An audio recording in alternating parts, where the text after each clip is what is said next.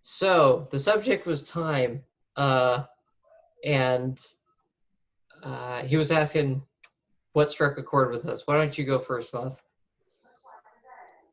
Well, considering I had no time to prepare, I have to redredge the memory. Um, well, can you summarize the main point again, TJ? It had something to do with you couldn't just pay off the priest by buying a cow. You had to give a cow that you yourself invested time in. That's the basic Right. premise. So the idea was Jesus overturning the money changer tables in the temple. And I said, I don't think it's the reason that people think it is. Because if you're just going to go by the Jewish covenant of what they were required to sacrifice, it was a young spotless lamb or a calf or two young turtle doves. And so in the temple, you had people buying the animals and then sending it to the priest to be sacrificed. And this angered Jesus because it's not you can sacrifice all the money in the world you want, and money can be attained more simply than your time, because your time, no matter rich or poor, everybody is limited by that. They're limited to their 60 Yeah. to 80 years on this planet, give or take.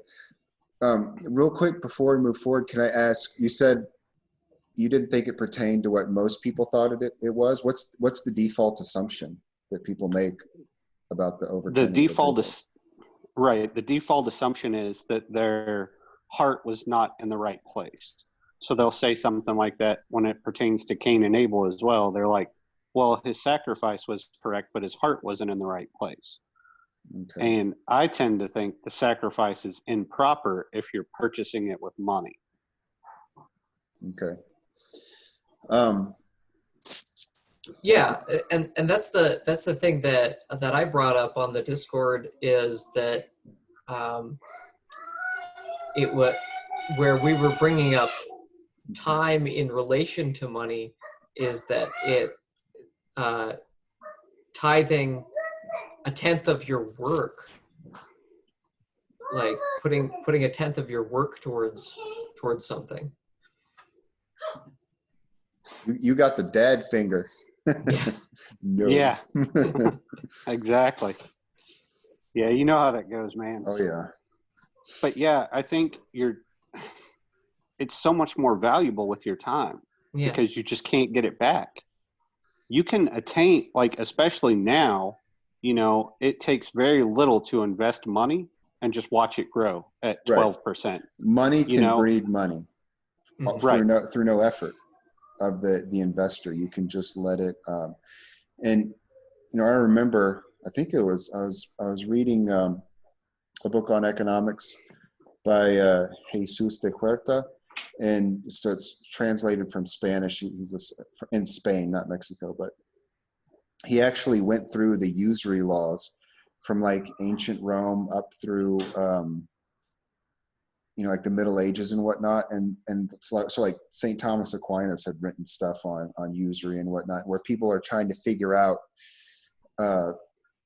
when it's legal and when it's not. And of course, his theory was, people were developing a heuristic that had to do with the fact that when you were using fractional reserve banking and you're lending out money that you don't technically have, your bank would become insolvent if people wanted their money back and you had lent it out for usury, then it became insolvent, and the bank would collapse. So in general, I think the concept of making money off of like a shell game is generally considered immoral.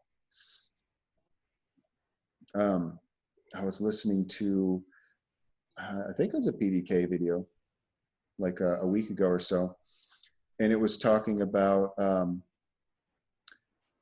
who's the guy who's like the leader of the religion PDK is, his subset. Oh, Calvin. Yeah, Calvin. He was talking about Calvin, and he had reinterpreted some verses to make usury okay under certain circumstances. For instance, if if you lend $100 to a starving man with the expectation that he's going to pay you back, so much, that's immoral because he's starving. Whereas if you were to lend $100 to someone who isn't starving, but they're just going to use the money to expand their capital or something, I don't remember the exact terminology he used, that isn't immoral. That's just putting resources to good use. That's a big, long digression that I don't know how I got to. Yeah, but it's business sense. Yeah. Yeah. And I think when it came to, usury laws being sort of immoral, and the idea that you can make money from money without having actually put any effort into it, I think that's part of what makes purchasing the cattle immoral, because you could literally have put no effort into it. Mm-hmm. And right, exactly. Which You could, the point I didn't get to in my video that I wanted to, but I was trying to keep it short, is I wanted to give an example of, let's say you're young and you just started out, and you may have one sheep, and let's say you need to breed that sheep in order to have a larger herd of sheep. Well, maybe the only guy you know that has the ram is going to charge you to breed your sheep with his ram. mm-hmm. Well, now let's say a year later, you have to take that young lamb off to sacrifice it. Now you're back from square one, but you've invested all that time in doing these things in order to have that sheep. Right. And now it's gone. That is more important than to God in his eyes. That's more important than going to the temple, buying the sheep, and then giving it to the priest to slaughter. Right. So it's bringing the time aspect into the exchange, and the time aspect, like time is a hugely important recurring theme for me. In virtually everything I write or theorize about or whatever, like time is the thing that separates like animals from humans. Like animals have no perception of time. They like I have a farm and I have animals, and I will watch animals eating and crapping in the same spot because they don't think ahead to the future of, if I eat where I crap and I have picked up a parasite, I'm just going to reparasitize myself when the eggs on my crap, hatch, and then I'm just eating the same stuff, like they don't plan ahead that much. They just go wherever their impulse guides them.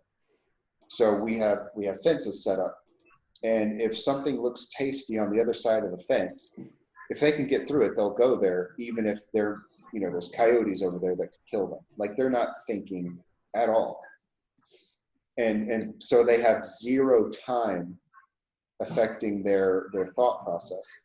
And so whenever I sit down and think about free will versus determinism, there's always a time factor in it, because I would say the more time that passes between your action and the gratification of that action, the longer it takes for that action to pay dividends, the more free will was involved in it, in my opinion. Because people who are impulsive, they tend not to have free will, and they're more animalistic. They're like, I see that piece of cake, I want that piece of cake, I ate that piece of cake. And they might regret it afterwards, or they might not regret it. They might get huge and fat because they're just impulsively eating the thing that they want, and they're not putting anything off in any way. There was an address to that Peterson did, where he said that he kind of thinks that there's a both and going on with determinism and free will. It's because the farther you are away from something happening is kind of like what you said. The farther away you are from something happening, the more free will you have. And as soon as you get to the decision, your free will is basically gone. Right. Well, I mean, yeah, the cone, like I was looking at the cone in reverse from like how you just explained it, but it's like, let's say you have 100 options here and you're talking about something that's in a month. As you move towards the 31st, the other options you have slowly evaporate until you can do probably only a small handful of things. Like it comes to like an it A/B becomes option. a yes or no question. Yeah, you do it or you don't do it at the point. And like I have to set myself deadlines. Otherwise I will see too many possibilities. So I have to set the deadlines to make sure that I get there. Even if it's like within a day, like I have to do this in an hour, I shared something in the chat. It's a picture. It was that cone idea, but it, instead of going side to side like time, it was going up, and it's concave. So it's like it's coming to a point rapidly. Ah, yes, I see it.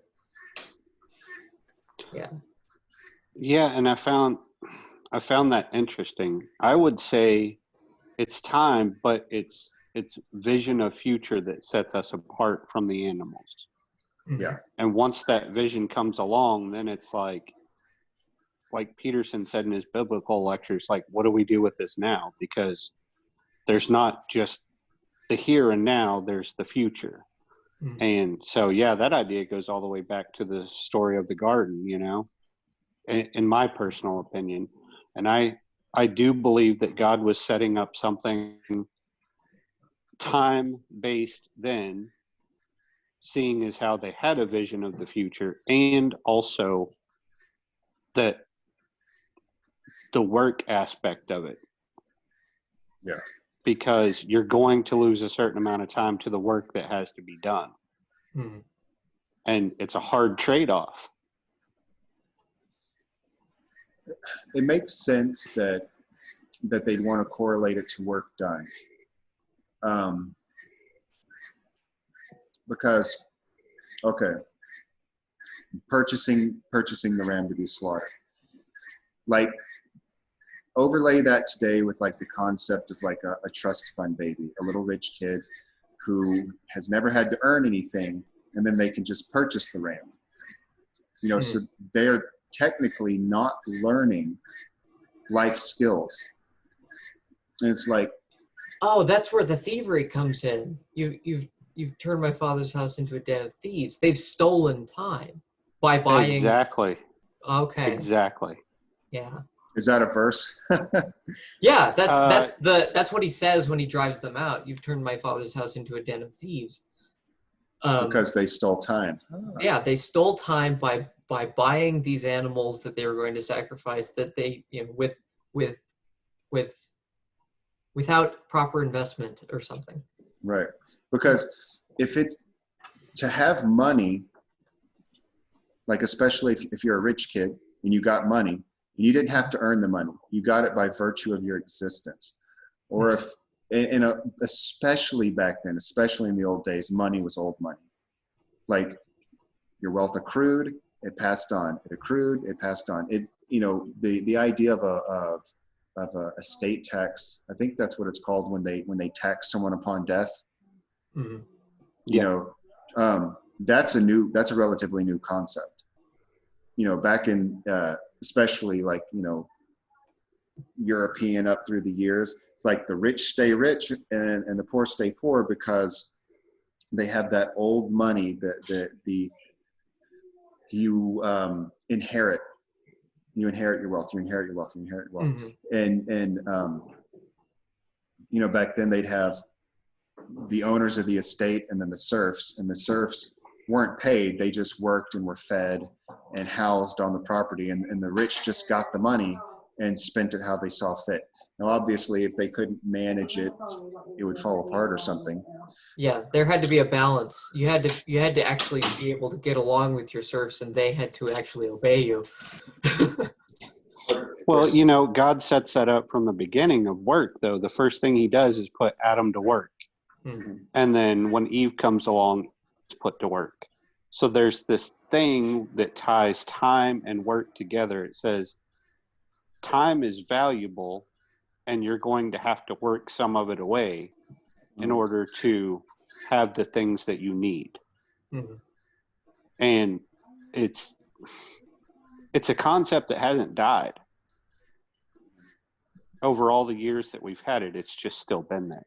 Yeah, it's just And been people kind of don't traded realize off. it. Oh yeah, for sure. Because now we talk about how much is our time worth when we set prices for labor. We're doing the exact same thing. We're making a trade-off. It's just what you gain has shifted. Now it's money. It's not other resources. Mm-hmm. In Weimar, Germany, after they went into hyperinflation, you know how they have that old joke that if you're taking a wheelbarrow full of currency to the market, someone would rob you and steal the wheelbarrow and dump the currency out because it wasn't worth it. Yeah. It has to do with hyperinflation, and so money was completely debased and valueless. And one of the pivotal things that brought Hitler to power was the fact that he invented a currency exchange that was literally time for resources. So like your work, labor, time, like I think it was based on an hour, how much you could theoretically produce in an hour had a monetary value on it. And then you could purchase stuff with that. What do you need, buddy? How long were we reading? If y'all didn't set a timer, I would say you need another hour. I'm at chapter 11. I finished Chapter 11? Okay, give me 30 more minutes then. Try to get to chapter 13. Can you stop after we get to chapter 13? Yes, go. Thank you. See, you're saying that he came up with the concept of the hourly wage? I wouldn't say that he came up with it because, as TJ was saying, it's a timeless idea that your time has a value and you can exchange your time. But in hyperinflated Weimar Germany, before it became Nazi Germany, and everything's valueless, there's no value. And they had to invent a way to capture value when I think the Deutschmark was like, it was like Zimbabwe. You needed 1 trillion of them. You know, it was out of control. Yeah. And so he's like, get rid of this stuff. It's toilet paper. We're going to exchange time directly for what you need. And it worked. And he recovered their economy on the back of that. Yeah, so, my best friend recently bought a few relic marks from a thrift, not a thrift, an antique store down in Florida. They're like almost square. Oh yeah? Yeah. It's a weird piece of history to look at because it's just like, how much was this worth? Nothing. Because they'll say like 10 or 5 or something or 20, and it's just like, yeah, but really, because exactly, and it's so crazy. Flimsy.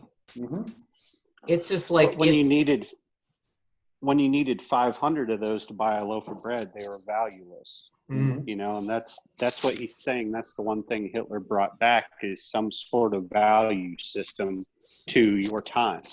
He made your time valuable to you again. Yeah. But it's like right now in America, we had QE, quantitative easing 1, 2, and 3. And then I can't remember, it was 4 or 3 kind of went infinite where they just had like a monthly, drop of currency into the thing. And then now with the COVID stuff, they just dropped like $1 trillion into the pool.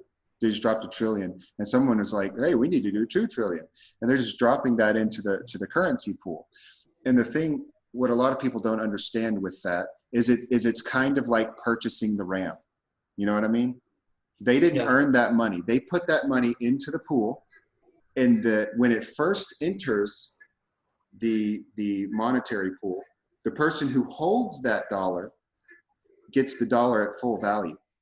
And then once that dollar enters the economy, each time it passes hands, it devalues and brings all dollars down. Because, okay, let's say there's only, you know, $1 in the entire economy, right? And you want to buy a Coke, you know, it's going to be like 1 to 1. You're going to have to pay $1 for that Coke. But now let's say there's $100, and this is super simplified, like you're the only person and that's the only thing you want to buy. Well, now they're going to be like, huh, how much is it worth to you? Like, would you give $50 for this Coke? Would you give $100? You know, and so as they devalue the currency. Okay, a perfect example of this is people want to talk about redistribution of wealth. And every time I talk to these people, I'm like, do you have any idea how the economy works? Because if you went to every billionaire and stole all their money and redistributed it so everyone was a millionaire and everyone has $5 million, when you go to the store to buy a box of cornflakes, it's going to cost $35,000. Because the currency, like, by virtue of extracting billions and trillions of dollars from the economy and putting it and offshoring it, they're actually bringing prices down. Mm-hmm. And when the money floods the economy, so like, you know, what's the guy's name? What's the guy who wanted to give you $1,000? Yang. Yeah. If Yang gives everyone $1,000, everyone across the board, all the prices are going to uniformly go up, especially on things that more impulsive people buy. So you'd see soda, cigarettes, cars, all that sort of stuff. The prices it doesn't balance with supply and demand. Right. It creates an arbitrary, like the slide rule goes out of play, because if all of a sudden there's more dollars to throw around, people throw around more dollars, which creates a scarcity, which drives the prices up. And then so eventually you've got, everyone has $1,000, but the cost of living has gone up by so much percent that $1,000 is toilet paper. And so you're like, how in the hell, we can't afford anything now. Well, how do you fix that? Give them $2,000, you know, and then it becomes like this never ending cycle. And what eventually happens is when the cycle keeps going and going and going, people lose, what's the word? Confidence. They lose confidence in the economy and they lose confidence in the currency. And then it has a worse effect, because then people don't want to spend anymore. Or they, like, one of the things that worries me is if they go to a UBI, that cryptocurrency is going to blow up and completely devalue the currency, because everyone's going to want to go buy in crypto, because it's not all over the place and being printed up constantly. It's a hard set number that trickles out, because so people want set value.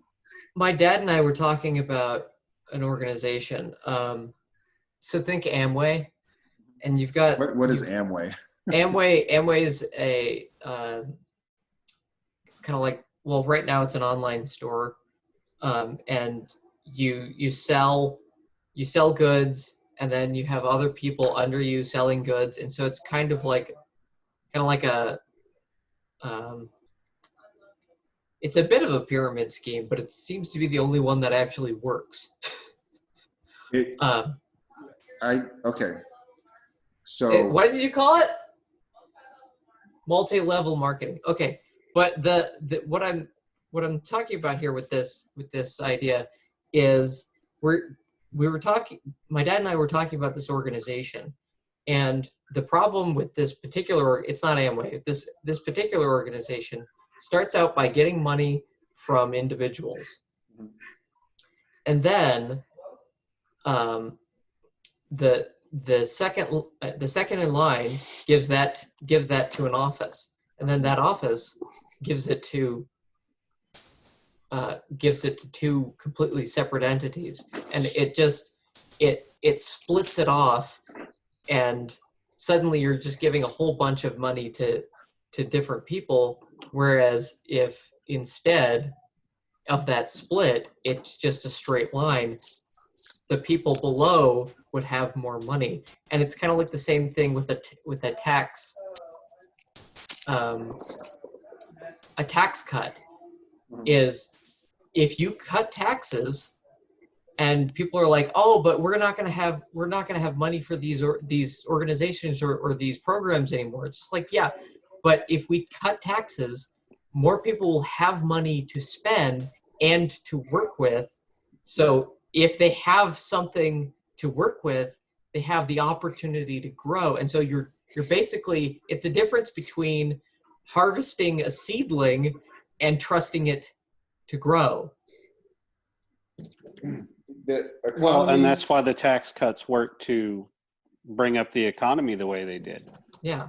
I mean, that's common sense. But, you know, getting back to what you guys were talking about, you lose value when you have nothing invested in the money that you're holding. Mm-hmm. When your time is invested in that money, it offers way more value, and it offers more value to the economy because your time has produced products that are on the shelf. Like, I don't see any other way around that. That's why government's time to me is worthless, because they don't create products. There's no investment there. There's nothing that you can see. So to me, their time is more worthless than people that are actually out creating products. I kind of see government jobs as like you're being given money to do less work than normal people, to influence those normal people. And it's like, I'm sorry, you shouldn't be getting any money for this job, and you should have a side job. You should be like a pastor of a church. Well, that's like money in politics. Like, I think it was like, that was what was that guy's name? Scalia in Citizens the United. judge? Yeah, in the Citizens United thing, in his specific opinion on it, he said, you know, money is not a bug, but a feature of the system. And for him, the way he viewed it is, an individual, let's say a representative, your state representative is in DC most of the time. He's not in Texas or whatever your state is. So he has no real understanding of the world. And especially if they've been there for enough times, for enough time, they really don't have a connection to reality again. So the only, or anymore, the only way that they can know what to vote on is the donations that they get. So if they get a donation from a PAC that says, we want a tax cut, then that's on his radar. Oh, this is what they want. If you're getting donations from a PAC that says, we want to open a new oil refinery, and they're giving more than the people who want a tax cut, then that's gaining more power, and it's more salient in his mind. So you're literally purchasing salience, and whoever pumps the most money into that representative is the one who ultimately gets to decide. Now, the thing is, they try to limit donations, and they try to do all these things, but there's so many workarounds. And I think if, like, grassroots people, if they all actually got together and felt like they had power, they would have power. Because the economy is a psychology machine. Like, the people who put all the numbers into it, and they try to say that this number equals that, like, they're data mining, and they're completely and utterly full of shit, and they don't even know it. Like, they think they know what's going on because they have a bunch of numbers, but they don't really, because the economy is strictly psychology. So that's what you're doing. You're purchasing salience with the representative, and if people believed they had more power, and like, I'm sorry, you get 2 million people to give $1, you just purchased a lot of salience. But people, they think they're already taxing me, and they disconnected. And plus, to be frank, most people have no idea what's going on and don't care. And that's when you're starting to get into the hierarchy of competence. It's like the people at the bottom who don't want to give any money because they have no clue what's going on. Maybe that's good, you know? And that's one of the big issues that I have with government that buys votes. Like, you know, Bernie Sanders is trying to buy university students' votes by saying, we're going to give you back your money.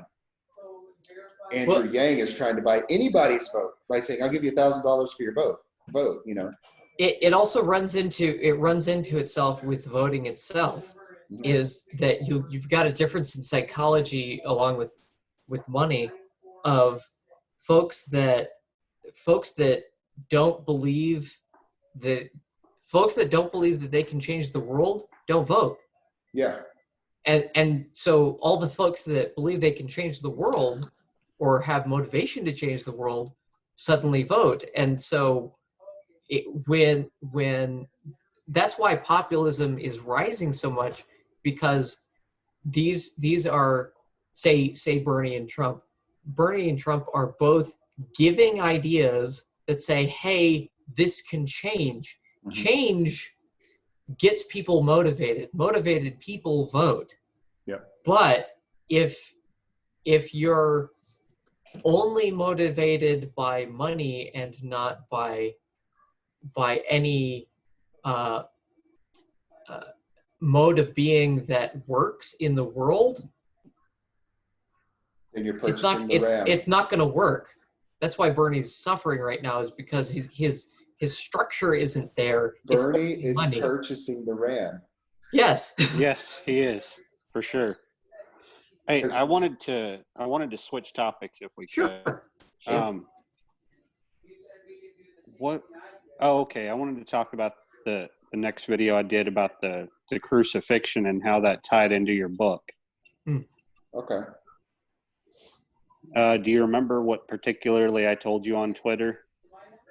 Or not right offhand? I think my mind is fried right now. I'm as far as memory goes. I'm with you. I'll summarize it.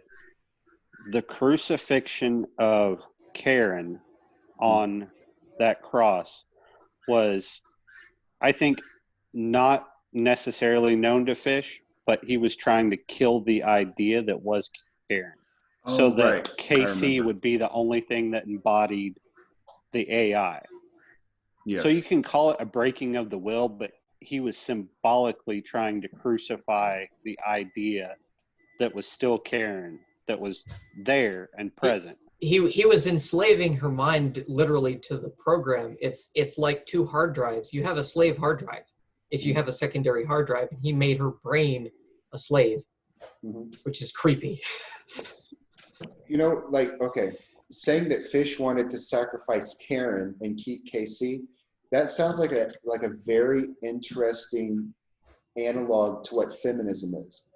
Because, like, I'm probably going to dial this line down because it's a bit preachy, but Jack says explicitly that feminism has turned women into animus-possessed harpies. And that's very Peterson. Animus possession is a manifestation of masculinity within the female personality. So if like a chick's acting like a dude, they're animus possessed. Oh yeah, absolutely. And I think he's, in my opinion, through rereading it, there was a part where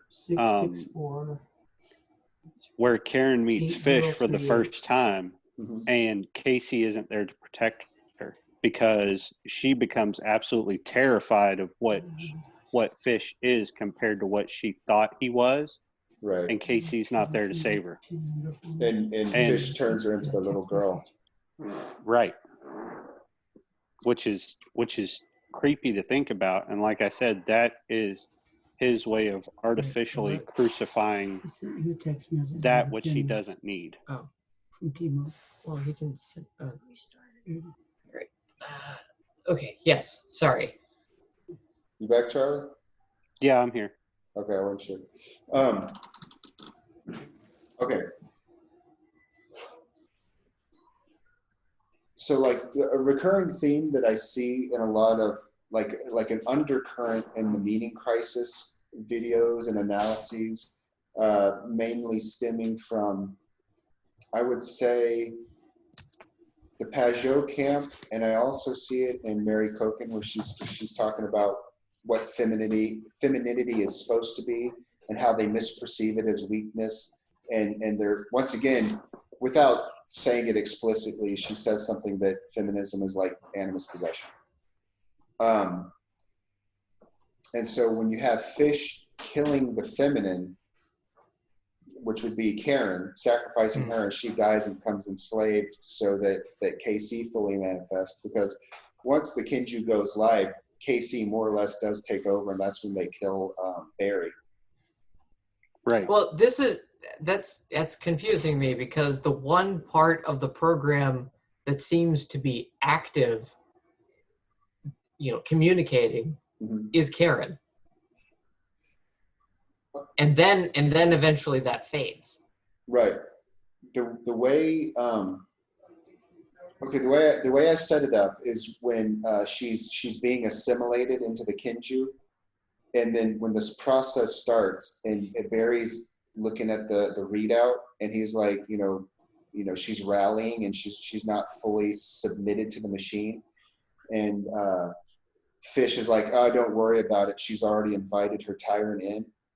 And so that's why you get, instead of just fading to black immediately, that's why there's that gap in there where she's still trying to maintain her consciousness, even though the tyrant of the machine is pushing her down and subjecting her to its will, or whatever a machine has. Mm-hmm. But when it first populates in, she's been assimilated, but she's in a black abyss. But the human brain can't deal with nothing. So she starts populating in stuff, and she gives herself a body. She puts herself in a room, and there's a chair so that she can deal with reality, because humans need reality. Because if you go pure subjective, and this is one of the issues that I was having with Karen, and it's one of the threads and the problems that I see in the world, is people have become way too much mind, way too much subjectivity disconnected from reality. And so when you see people sitting on their phone and the world goes away, and they're just sitting there staring at it, and they can lose track of time. When you see children lose 14 hours of their day staring at a TV or a video game or some sort of electronic, to where the screen that they're staring at isn't even reality. It's a projection of a theoretic reality. It might be CGI, it might be a movie, but they're not even looking at reality. They're looking at a copy or a simulacrum of reality. And then they're taking that into their head, and they're living in a simulation of everything, and they're not experiencing the world directly around them. So when Karen goes into the Kinju, reality goes away, and she starts populating in a simulated reality so that she can deal with it. And that's kind of what I'm grappling with there, because I don't understand it. I can't give you an answer as to what's going on. I just know people are way too much in their head right now, and the world, the stuff that matters is drying up or something. And like right now, wow, we have the COVID-19 virus thing.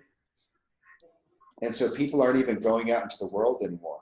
Like they're isolating in their houses, and they're projecting themselves into the internet to try to keep up with reality. It's like, it kind of worries me, because I feel like, oh man, like how is the world going to come back out of this isolation? Are we going to be able to? It's not going to be like in the Dark Ages or the Middle Ages, medieval times, where if you went and got isolated, when it was over, you wanted to get out because you had nothing to do. Now people can have their food delivered to their house. They can have everything delivered. They can exist in a technological bubble that has completely disconnected them from any semblance of reality. You know what I'm saying? Yeah, I do. And that's, I completely understand that. That's what Karen's subjugation to the Kinju, becoming the slave hard drive, as Kevin put it, that's sort of the way I perceive the human and the technological interaction right now. Is people are, and you go back to that time aspect that we were talking about in the first part of the video. They're instant gratification. If you want to watch a video about this, you go on the internet, there's the video. If you want to eat this, you order it and it gets delivered to your front door in 30 minutes or less. If you want to do this, and with Amazon now, see, I live an hour away from a massive Amazon warehouse. Anything I want is at my front door the next day, period. And so that sort of instant gratification, and that's the other aspect. One of the other aspects that I have that really bother me in that book is they create the anarcho-free market. And for me, the anarcho-free market is the free market completely devoid of morality, which is what Fish represents when he destroys morality in chapter 7. Like his perception of how morality is destroyed. So that there's nothing stopping you from selling something to someone. You know what I mean?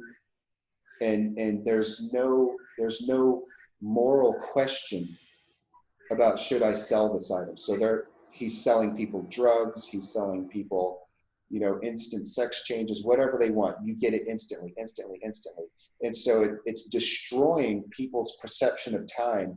And the smaller time gets, the shorter the distance between desire and gratification, the less free will you have.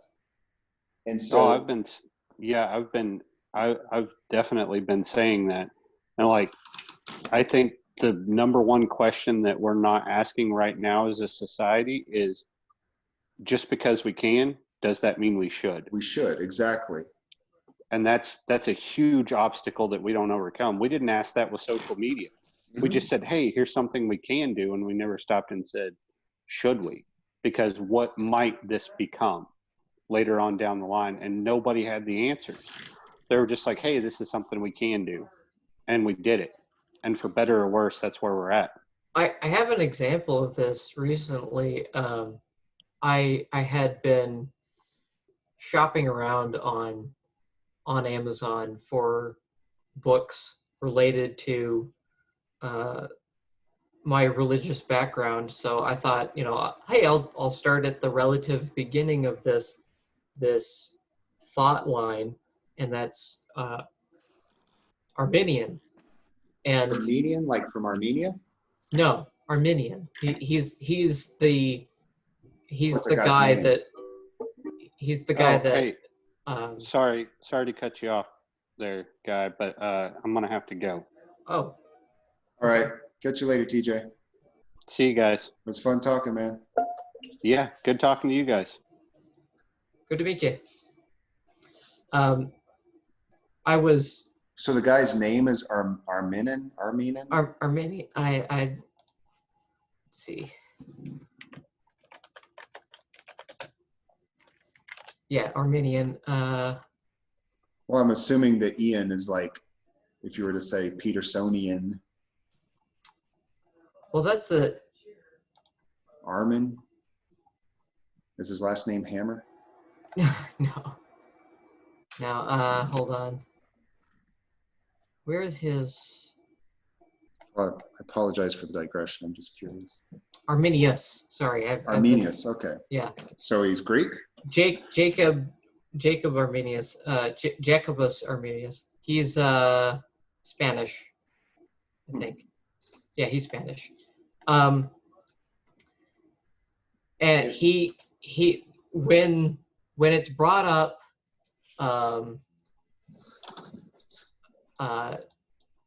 the dualism of free will and determinism, Mm-hmm. the free will is usually brought up by Arminius. Okay.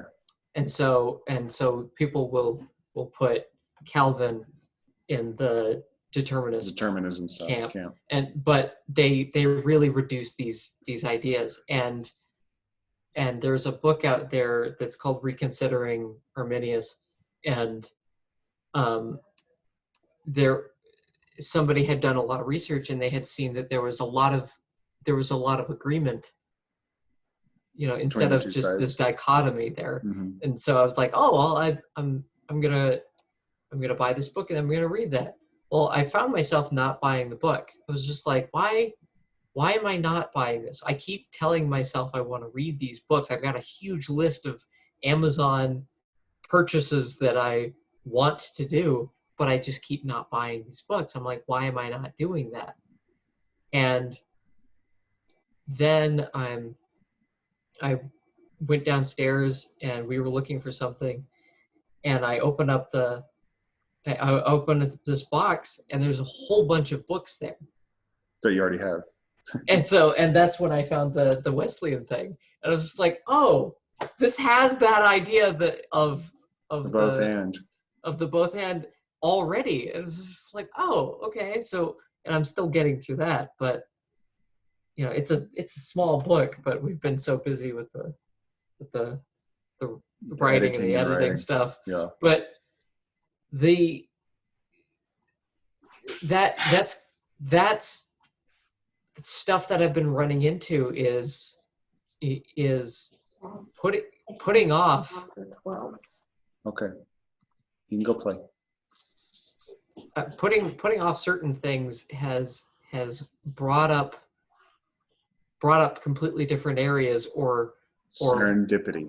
Yeah, that. And so okay, they're being loud.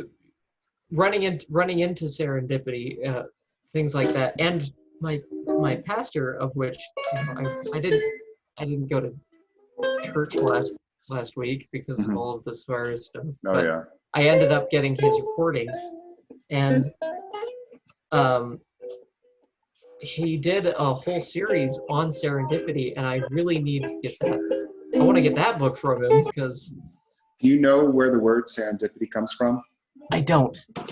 It's perfect. There was this story. I can't really remember time frames, but it's pretty old, like fairy tale-ish type story, and it's called The Knights of Serendip. And the Knights of Serendip, they keep setting out to find something, and instead of finding the thing they're looking for, they find something that they weren't expecting, but it turns out to be great. Mm. And that's literally what serendipity is, finding something that you weren't looking for that pans out to be beneficial. And like sort of the idea behind Serendip, the princes of Serendip, it's the knights or princes, I don't remember, that's this thread that runs through human culture for as far back as you can look.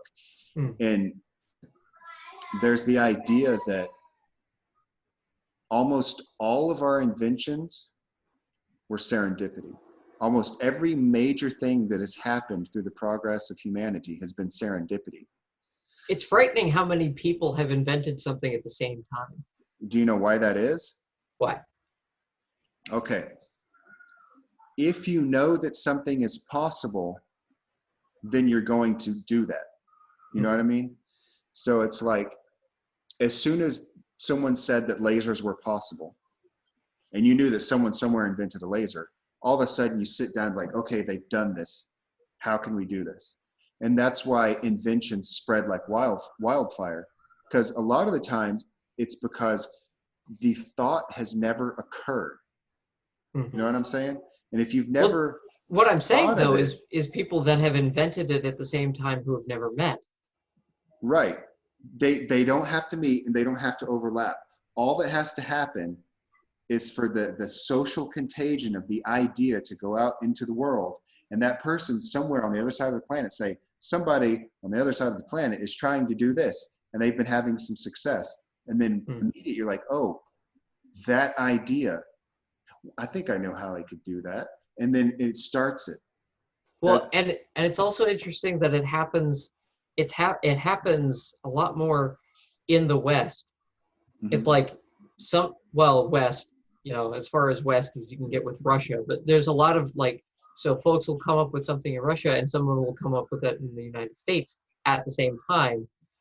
And it's just like, what, how?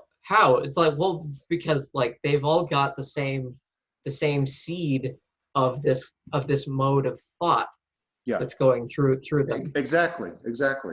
It's like we were talking about on the Discord. I don't think you were there. We were talking on the Discord server, and we were trying to determine how much of the things that you have are genetically predisposed versus learned. And I brought up Noam Chomsky.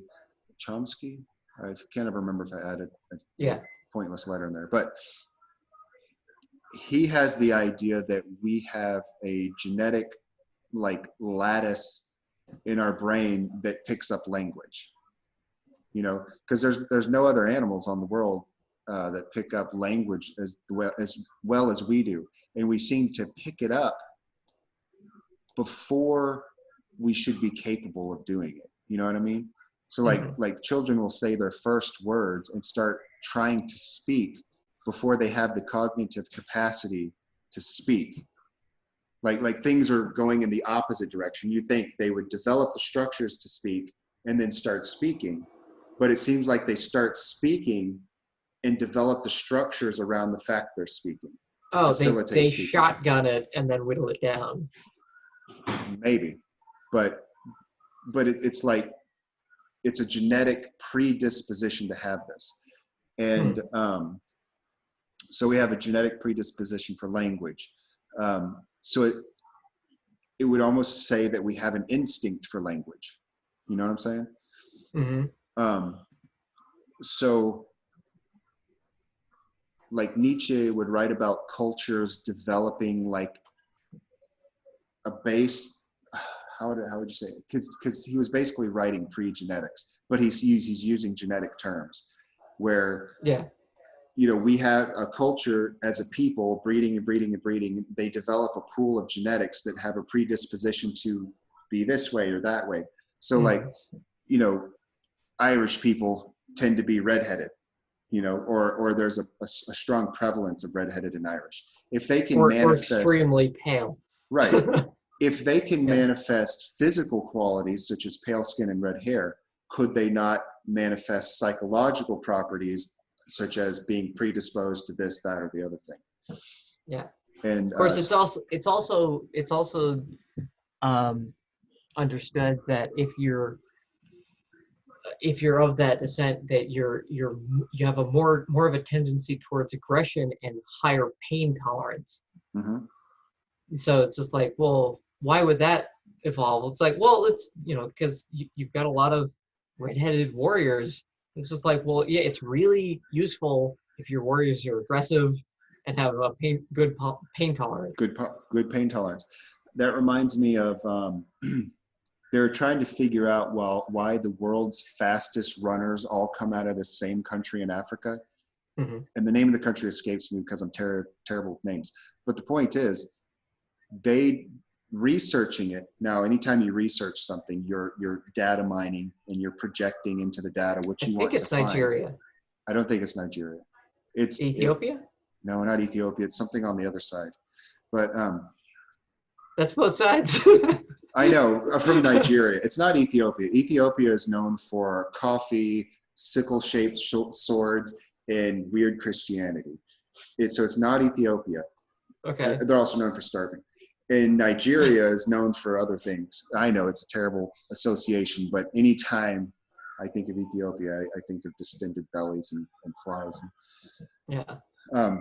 A correlation determined in my childhood from watching infomercials with that blonde lady who's like, send food. Ethiopia is actually doing pretty well right now. They've recovered, but from my childhood, it was in a pretty bad starvation state. But it doesn't matter. We can call it Ethiopia, where the runners come from. But the thing is, they correlated it to them having a high pain tolerance as a culture, because as a rite of passage, they would make their boys put on gloves filled with bullet ants. And a bullet ant gets its name because its sting supposedly hurts as bad as being shot by a bullet. So their rite of passage is torture. And so this tribe has a high tolerance for pain because they breed it into their men. And they also happen to be the fastest runners in the world. It could be nonsense. Like I said, any correlation is not causation, and people data mine. And you can literally, if you get a big enough set of data, you can create anything you want. Anything. You could be like, they're the fastest runners in the world because they lick butterflies. And here's the proof. You know, you can create it. It doesn't matter. Yeah, it gets back to that last point we were on of shotgunning data onto a board and then drawing a stupid line through it. Yeah.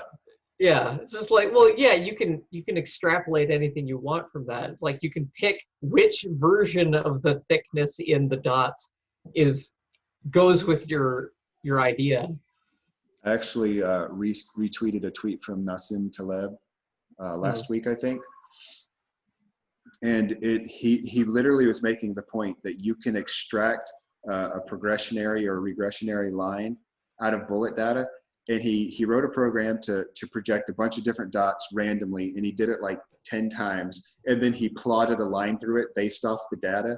And it's like, sometimes it's going up, sometimes it's going down, but there's always a line. So like you can mine reductive data out of anything, and it's completely meaningless. In this case, it's 100% meaningless, but he made it look meaningful. Yeah. And humans have a heuristic set up to sort of try to extract reductive information out of a complex world, period. You have to, or you can't handle the world. There's just too much stuff. So we're massively reductive. I mean, I even quote William James in my book where it says, wisdom is the art of knowing what to ignore. You know, it's like, just how much crap can you throw out, which is that's sort of the inverse definition of Vervaeke talking about salience. Salience is the thing you see, whereas William James was talking about all the stuff you don't see.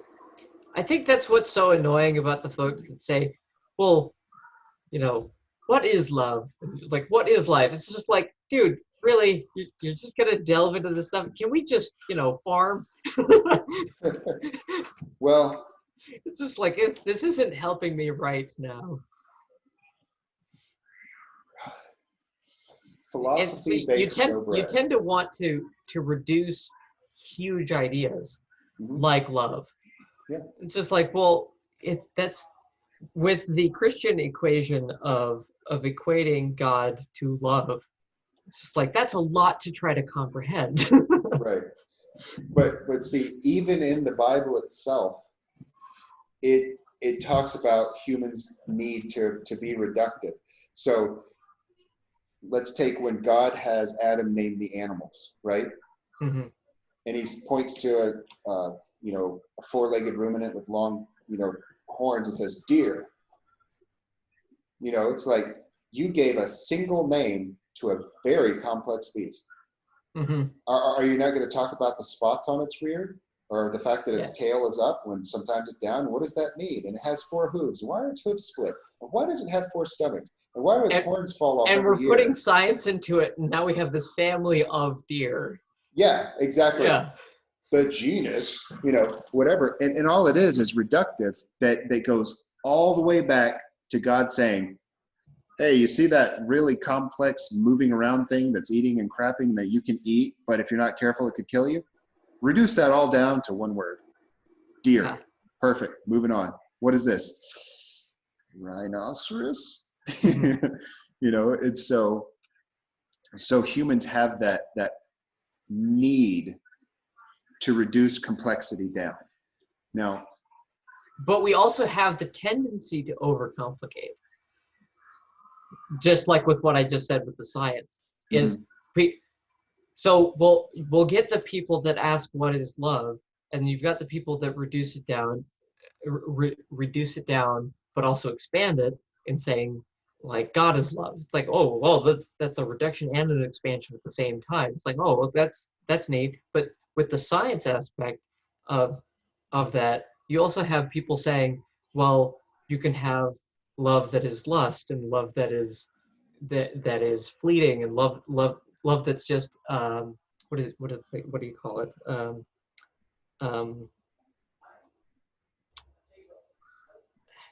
It's like affinity. It's what is it? You've got brotherly love. Right. You've got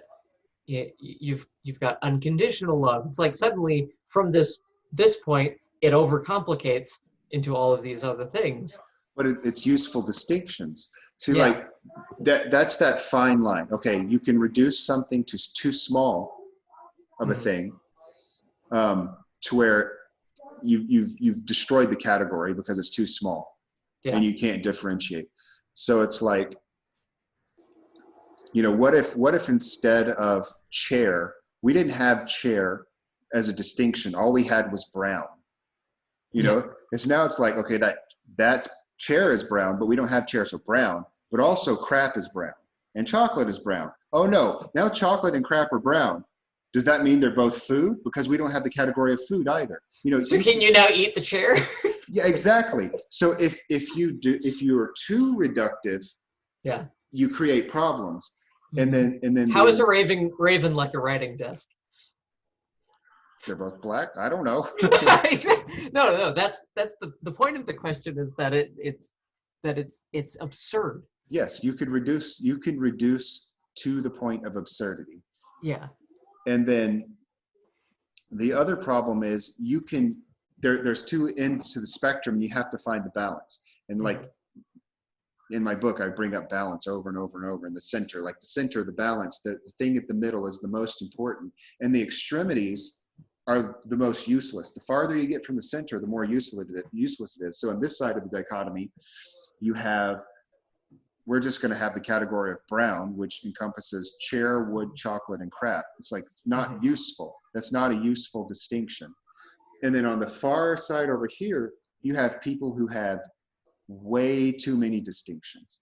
And then that's when you're getting into sort of the problem that we're running into in modernity, is that LGBTQIAP acronym that keeps, and you're like, well, I'm not pansexual. I want to be this kind of sexual. It's like, well, I don't even want sexual in it. I just want to be two-spirited. It's like, what does that mean? What does that mean? Yeah. Like, there's too much stuff. There's too much useless information here that you've created categories for. A category of one is not a category. That's useless. Get out of here, you know? And so you've got to find the useful distinctions, and they're in the middle. They're not too reductive, and they're not too overly complicated. And so it's like, it goes with the cones, with the intersecting cones, the gyre.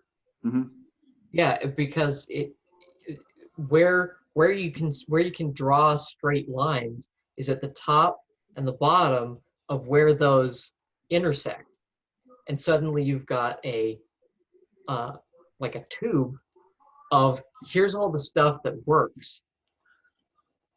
But but from that you can still reduce.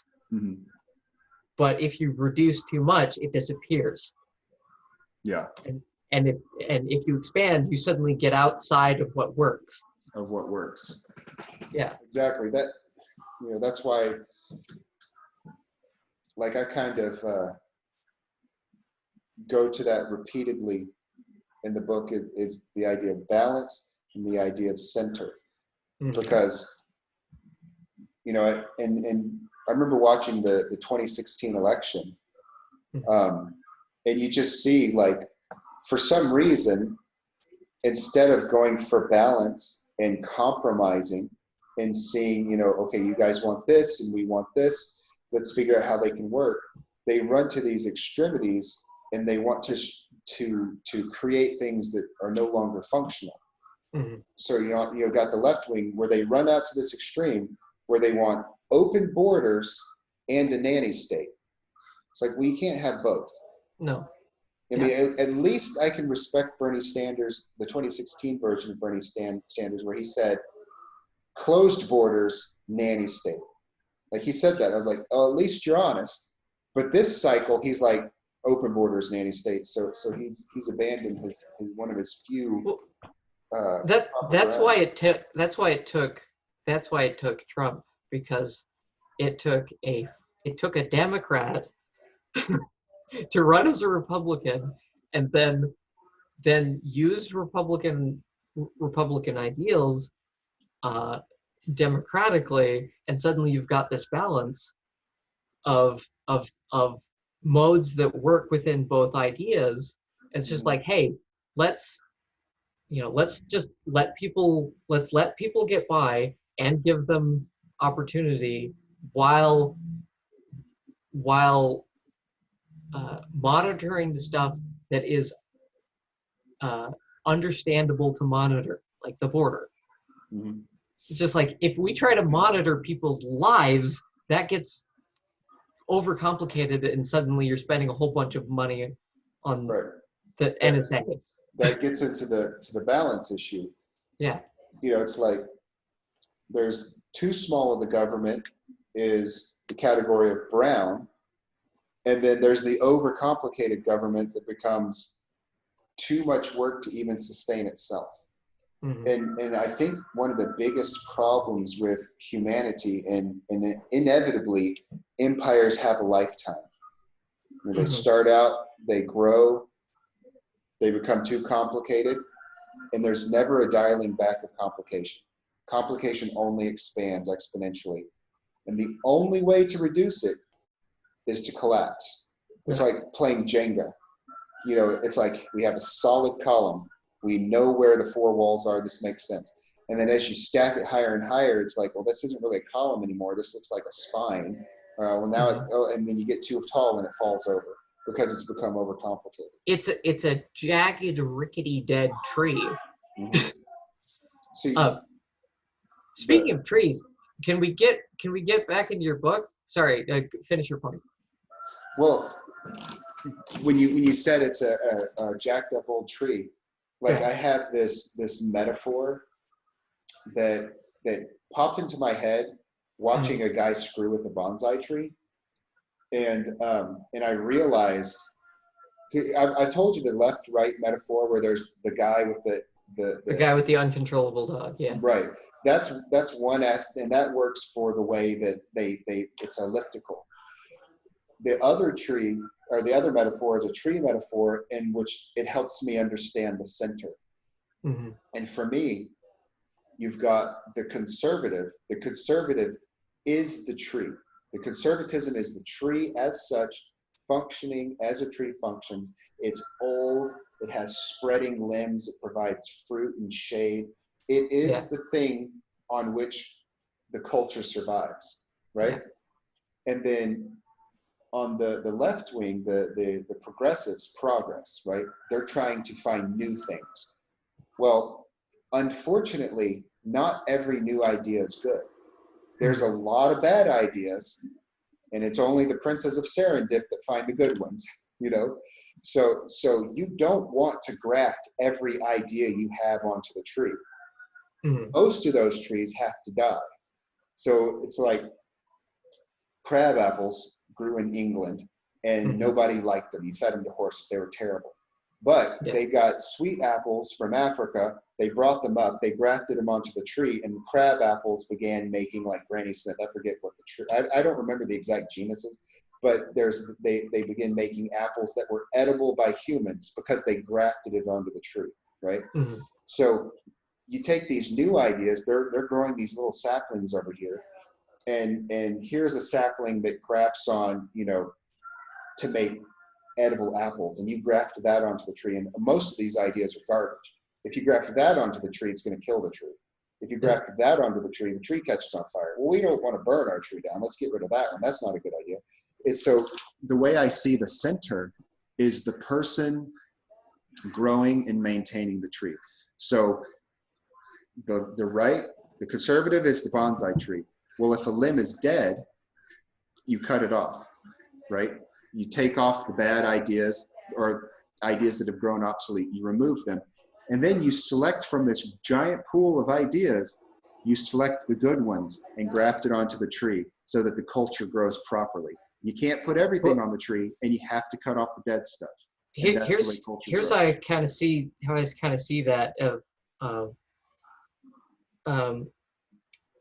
let's say progressives as an idea of progressing into the future, mm-hmm. And conservatism as keeping the parts of the past that work. Correct. That work. Here's the thing, this is why I don't like the left-right dichotomy, because I don't see as conservatism as being off to the side. I see it as a center. Right. But if you look at like time as the straight line, it's like progressives have to. This is why we need each other. The progressives have to delve into the future, mm-hmm. pick out all the ideas. but it's the conservatives that have to take that idea and say, okay, here's what you have to cut off for that idea to work, because that's what worked in the past. It's just like, you can't just make that idea work immediately. That Right. needs to be filtered a little bit.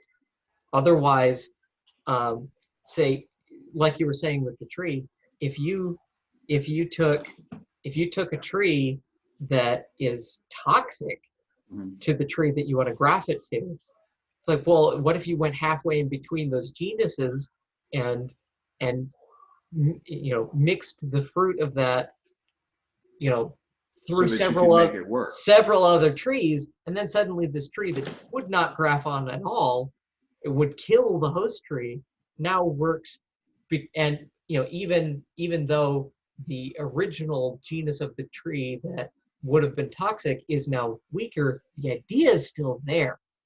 Right. And so it's not a parasitate.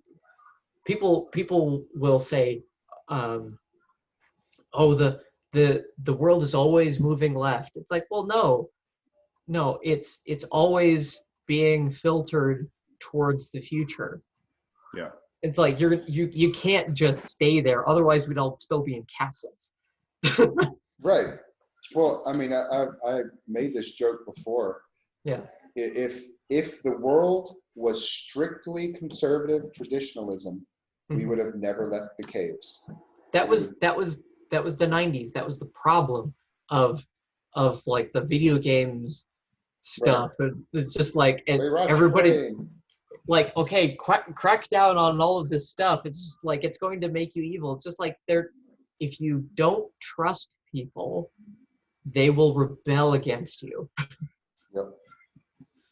And so that's, for me, the balance, the center is the gardener who cuts dead ideas off of the tree and grafts on new ideas that have been selected or reformed, or whatever happens to make it where this can survive and help the tree and not be a detriment to the tree. Yeah.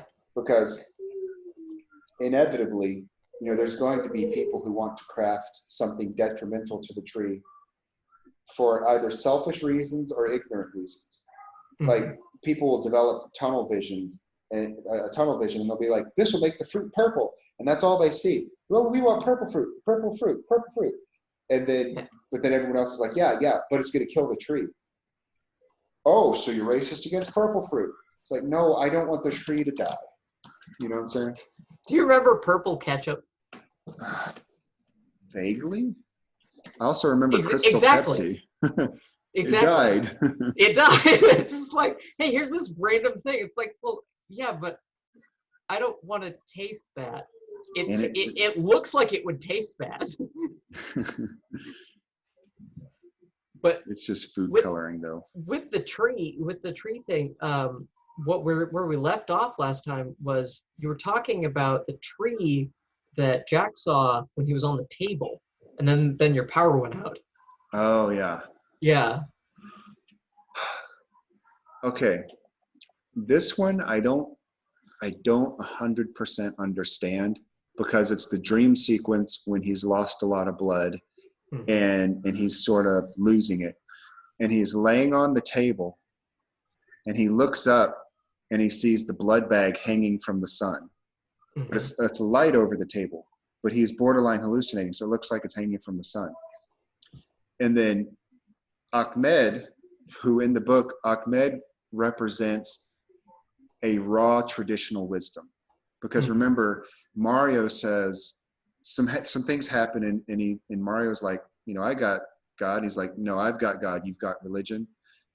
And that sort of creates the dichotomy between them, where Ahmed is like a purer wisdom, a more ancient wisdom. And Mario is that stuff that has accreted and accrued and attached to the old wisdom to fit more properly in society.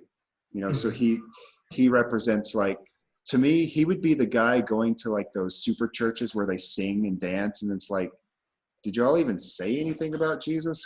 Like, what went on there? You partied for a while and then you left, and I don't really know, because I got taken to one of those churches by an ex-girlfriend when I was younger. And I remember being creeped out by it. I'm like, what's going on? They have their hands up like it's an antenna, and they're like waving around, and they all started crying, and I'm just like, I can't take this. This is weird. Oh, well, that's basic. That's a Pentecostal church. Maybe. I have no That's idea. what you'll get. That's what you'll get in a Pentecostal church. But there's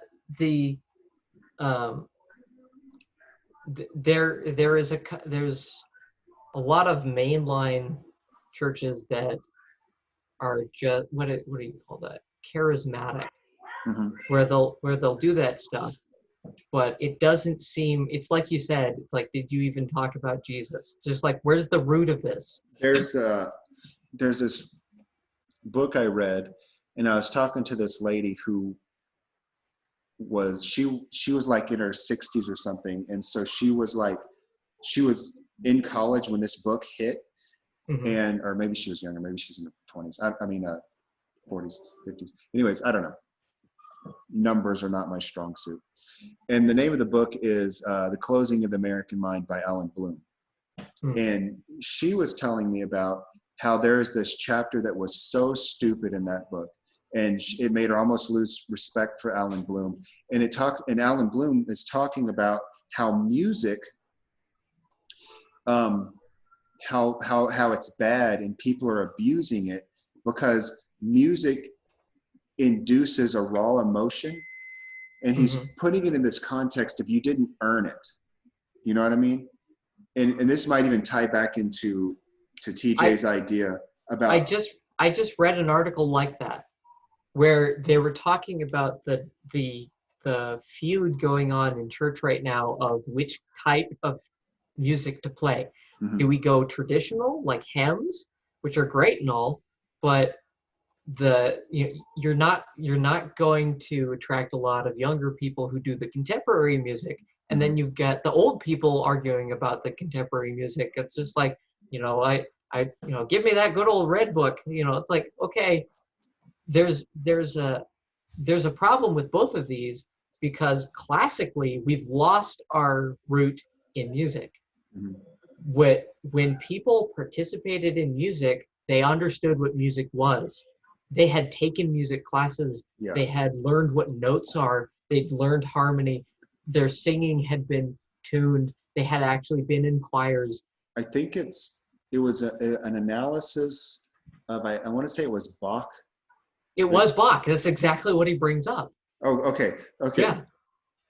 I don't remember where I heard this, and I don't know why I know this, so I can't be of any help there. But they were doing a musical analysis, and they were talking about how Bach would write with musical Legos almost.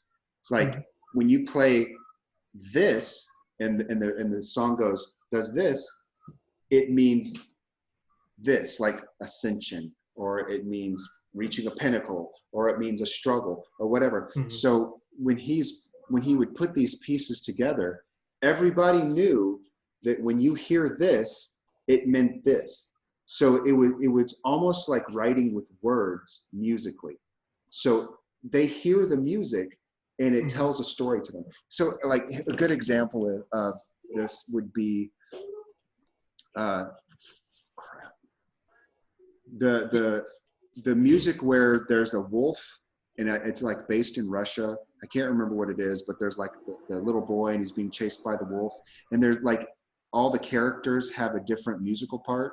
Yes, in Fantasia, the old man was the oboe and the little boy was the flute. Yeah. Is it Fantasia? Fantasia does it. They dramatized that with the cartoon of that story. Okay. Yeah.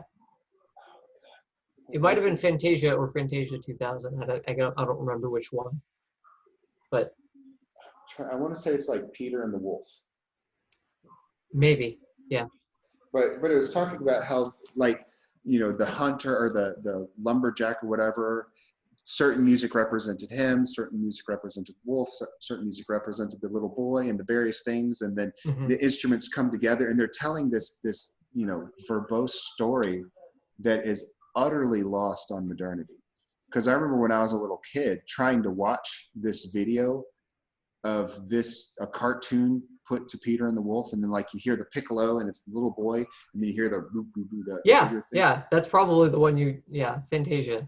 That's probably it. The first one. Yeah. So I'm like watching this and I'm like, it didn't work for me at all when I was a kid, because that aspect of culture was for the most part dead.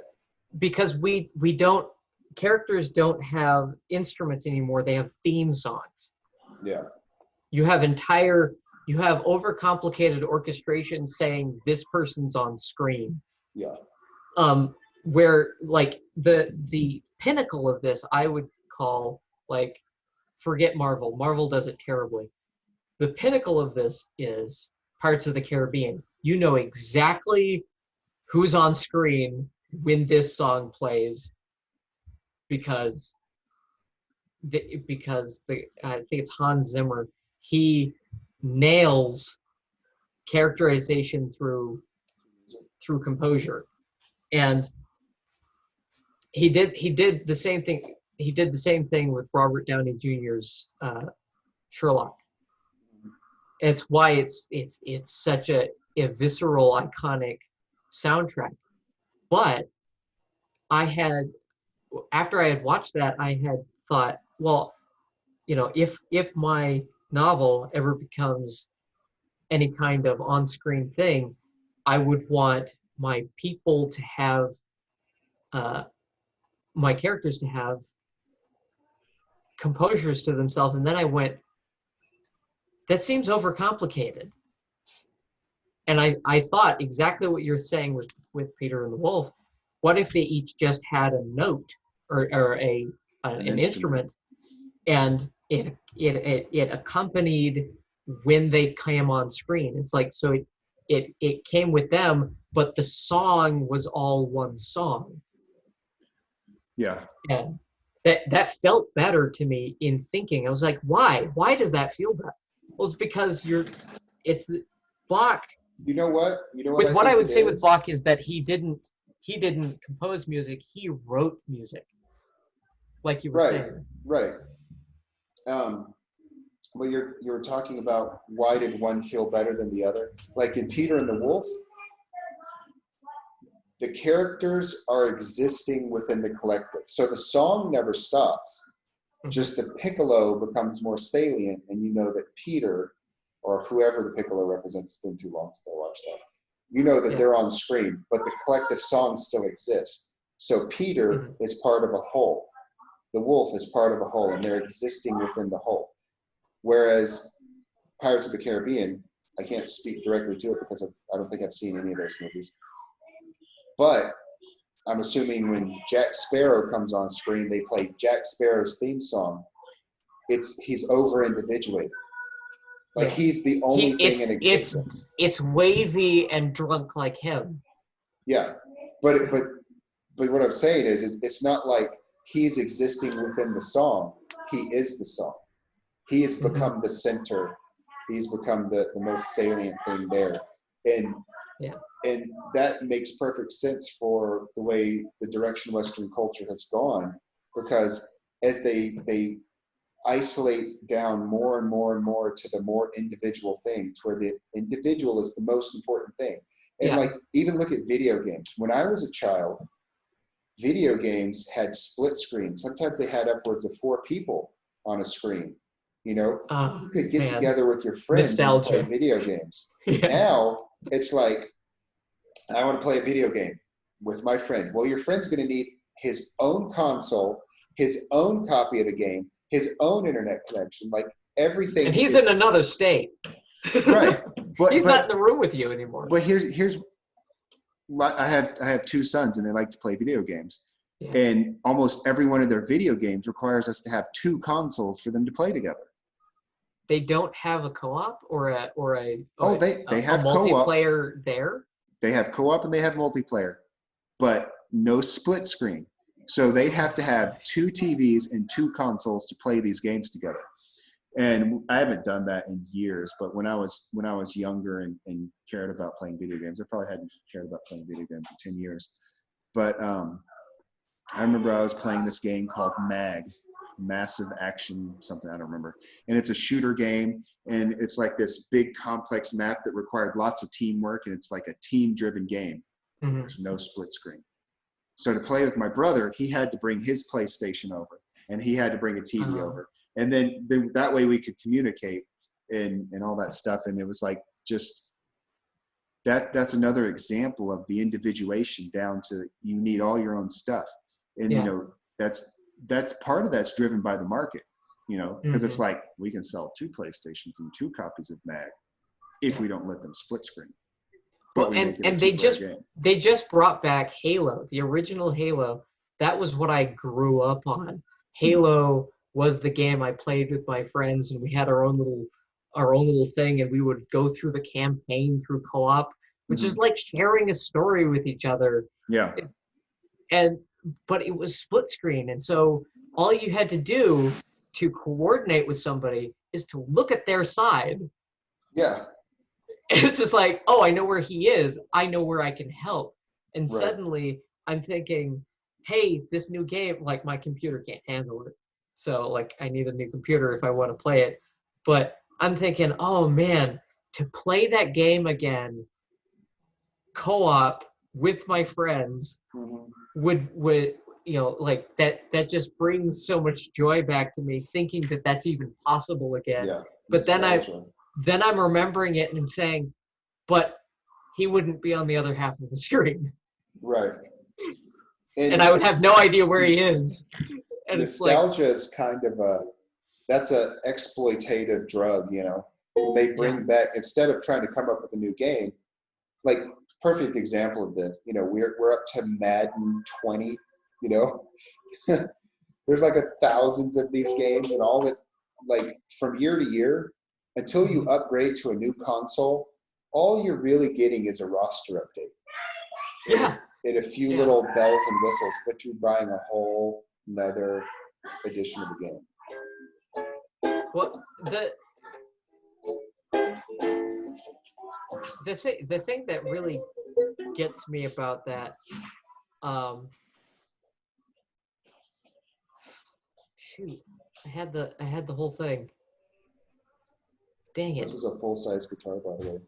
I'm that giant. How tall are you? 6'7". 6'7". Yeah, I'm 5'7". So you got a full. So I'm only a foot on me. Yeah. Yeah. Yeah, but, I'm a giant. So let's get back to Jack on the Table. So there was a whole bunch of ideas that you were smashing into each other with their dream sequence. Hello. This is my youngest, Natasha. You were smashing a whole bunch of ideas together. All right, go play. All right, we're talking about when he's on the table. Yeah, when he's on the table, he was looking up. You said he was looking up at Ahmed and he saw a tree. Yeah. So Ahmed's standing there over him with his arms crossed. Mm-hmm. And so he looks up and he sees Ahmed, but then he morphs into a tree, but seamlessly. There's not like a scene where he morphs. He's just like all of a sudden the tree's sitting there with his arms crossed, his branches crossed over his wide chest. Is that because he's centered and he's stable? He's centered, he's stable, and he represents an ancient wisdom to me, like a tradition. You know, because throughout the book, he always talks about, like at one point, you know, he gives praise and he angles upwards, and Kyle's like, we're on a centrifugal colony. All you're doing is aiming at the other side of the colony. And he's like, of course I know this, but that's how you give praise to what's higher than you it's up from you, even though we're on a centrifugal colony and reality is altered from the earth. And a centrifugal colony, what's really great about it is that to me represented the inversion of the world, because the world, earth, pulls you to it, and the centrifugal colony is throwing you away. Yeah. Their gravity is generated by trying to throw you away. So it kind of it's a parody of Earth. What it's a parody while he's doing something good, because he's throwing his praise up back to Earth, basically. But so outside of his praise, everyone else would say, well, you're an idiot. Right. And it goes to the microcosm, macrocosm, like our perception level. Even on a centrifugal colony, your feet are your feet and your head is your head, and whatever's higher than you is higher than you. You know, and the centrifugal colony inverted the old world view, because below you was dirt. And in the Bible, it talks about going up and down. So when you go up, you're moving towards the sky, you're moving towards the mountain peaks, the White Mountains. And when you go down, you're heading towards Egypt and the darker earth area over there. And so there's that up and down, and the centrifugal colony inverts that.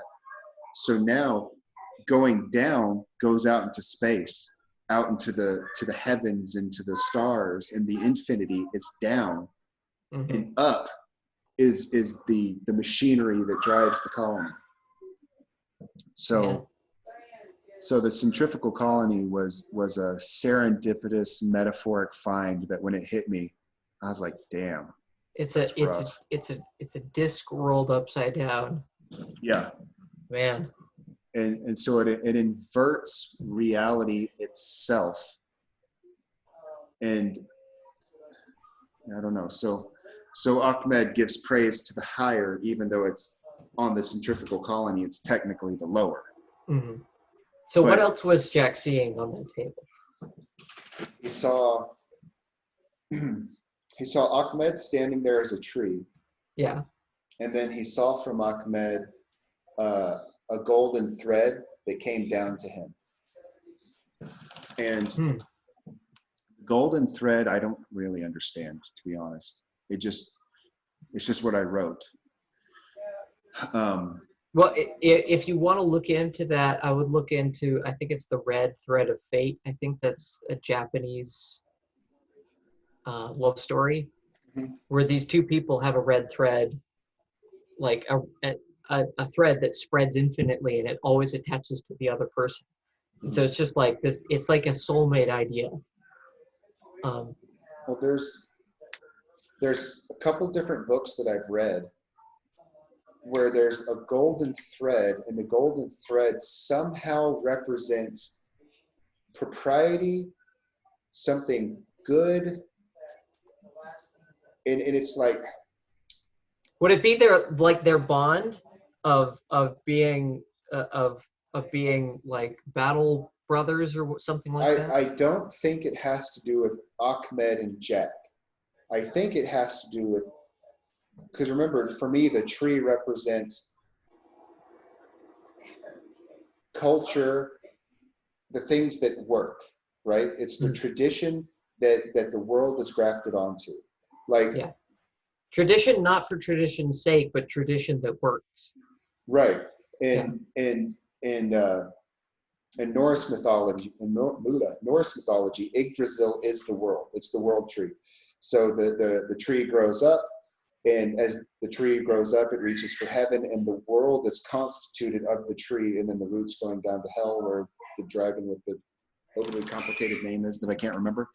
And then the world serpent wraps around the tree, and it sort of represents change and danger at the extremities. So it would be like chaos and order. If you want to talk in Petersonian terms, the tree is the order of what works, and the snake wrapping around it is the chaos that changes it. One second. They just get so loud. But anyways, the point is, across cultures, across mythologies, across belief systems, whenever they get metaphoric, the tree always symbolizes functional order, proper order, tradition, something that you can rely on. When the shit hits the fan and the world is falling apart, run for the tree. You know what I mean? And so, and where they intersect is the tree needs nourishment out from the roots and up from the I up from wrote this. up from the top. I wrote this poem about a tree that's I don't know. I'll link it to you sometime. The needing nourishment. Mm-hmm. It in the poem they kill the tree because the tree has had a noose hanging from it, and so because of past improprieties they had to kill the tree. Mm-hmm. And then over the loss they cried, and their tears caused the tree to sprout from a seed. Something like that. But it's the idea of functional, reliable tradition, that when everything's falling apart, what can you rely on? And Ahmed is that ancient wisdom. So he becomes the tree. And so I think when the thread is going down to Jack, who's dying, it has more to do with the past moving into the future, because ultimately Jack is the one who enables Kyle to succeed. You know what I mean? I don't think it has to do with brotherhood. I think it has to do with, it's a thread of thought that is passed on. It's passing on tradition to the future. Because Jack functioned as the hero. He functioned as the catalytic martyr that preserved Kyle, so that Kyle can become the catalytic hero. Like, he doesn't martyr himself. He's successful. Jack had to die. So that's why Jack sometimes feels like pseudo-Christy to me, because he had to die to enable Kyle. Well, and he technically, I think I would technically say that he did die. He died, and then he came back as this techno monster thing that was super wise, and just like, what's going on here? Where you would, on the other side of that, there's a techno monster that is only destruction. You've got this techno monster that is giving life-giving wisdom. It's just like, maybe, what's going on here? Maybe the golden thread was wisdom. Wisdom, yeah. Because he gave the wisdom to Jack, and then Jack, because see, with Jack, the machine is subservient to him. Mm-hmm. Like that, I make that literally with the dogs under. Right, exactly. Yeah. The machine tries to subject him, and that when it goes, that's the whole dream sequence where he's inside the golden orb, and the dragon is trying to chew its way through the orb, and then the point of view switches, and the orb becomes his eye, and he's fighting the dragon. Like that's him defeating the AI. And then at the end of it, the orb becomes the sun, and he's riding a horse and impales the dragon through the head and stabs it to the ground. And then he skins the dragon and makes armor out of the dragon, or makes like a cape. I forget exactly what he made. But once he has killed the dragon and made the dragon into clothing, then he wakes up, and the AI is subservient to him. He's wearing the technology. Yes, he's in control, and he's wearing the technology. And Karen is the inverse of that.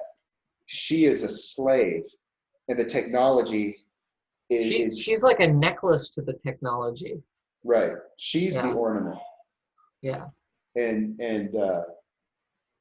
it almost feels like if you want to bring this full circle with each character, I feel like, I don't know why I keep getting like a Peter thing from Kyle, where his name has to change somehow.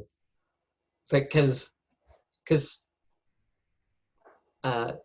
Peter's name was Simon, and so he went from Simon to Peter, and Peter means rock. Right. It's like you on this rock I will build my church. It's just like, whoa, what? Well, that's what happens with KC. Yeah. KC becomes Karen, but she went from being the slave to recovering herself. So it's, like with, I'm thinking of Jacob becoming Israel. Is that how it goes? Jacob becomes Israel, or is it somebody else become Israel? I can't remember. Yeah, I think that's it. But that represents an ascension to something better.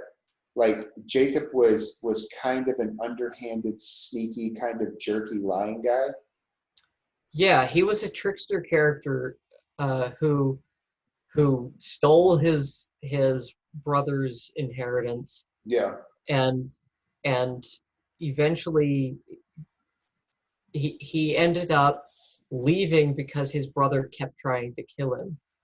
And like he created it's so strange.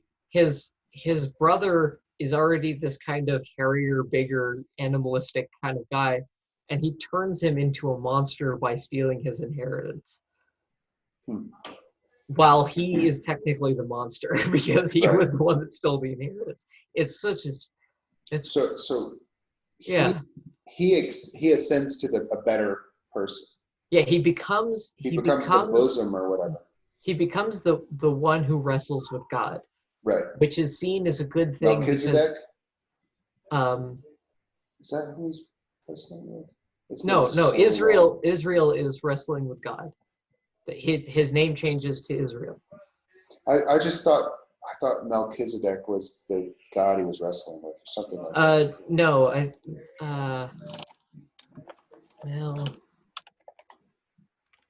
Melchizedek.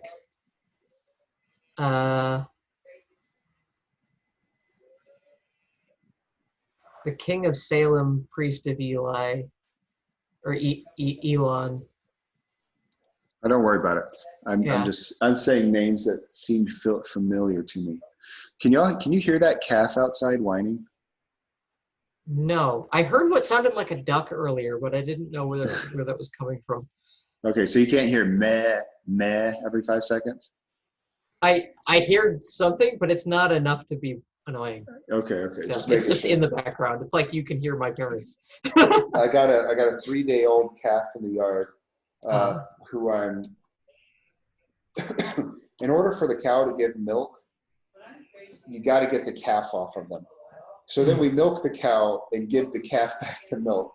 So like we add this extra step in, but in the process we get like all this fresh milk out of it. So yeah, I'm trying to get him to give up on the mom, because cows have this amazing ability to hold their milk in. Like, so if they're a bladder? Yes, literally like a bladder. If you're feeding a calf and you go to milk them, they'll be like, "You're not my baby," and they won't drop milk. You can't. Their udders they'll look like swollen tips, and you can't get anything out of them. Wow. So you have to take the baby away, and then you have to go into this conditioning process where you train them to drop their milk. So it's a pain. I didn't know that. Surprise! I didn't know that either until we ran into the problem. The more you know. Yeah, like we started milking cows a couple of years ago. We moved out into the country from the city, and you just think, oh, you just go squeeze and the milk comes out. No, it's a process, man. Yeah. Well, and that just, along like with tithe works, it's just like it's so much more valuable if you spend your time on it. And it's like you could just go buy some milk at the store, but like, man, you got a cow, you earn that milk. I also like going and buying milk from the store. Yeah. when it's time to refresh her, and she's got to have a new calf. There's like several months there. I guess it's like 3. I don't remember how long it is. Time is not my forte, ironically. Yeah. During that period of time where she's not producing and we get to go to the store and buy milk, it's like, oh, it's so sweet. That is so weird. Like we both don't like time or money. Yeah. It's just like, well, what does that say about us? It's like, what's the part of this that's missing that's making us not like it? There are people who are just motivated by it, and they function very well in a world that is based on generating it. You know what I mean? And unfortunately, I cannot be motivated by money. And I care a lot about time, but in different ways. But when it comes to like how many months passed where a cow wasn't giving milk, like, I have no idea. I have no idea, because it's not relevant or salient to the things that I care about. If I cared about it, I would know. I've noticed with our talks and scheduling, that kind of thing, trying to schedule things, when I've got all the time in the world, an hour seems like forever. But when I have a meeting in an hour, I feel like, oh my gosh, I have no time to prepare. Oh yeah. Oh yeah. Like, where does all that time go? Oh yeah. You feel time when it's missing. Yeah.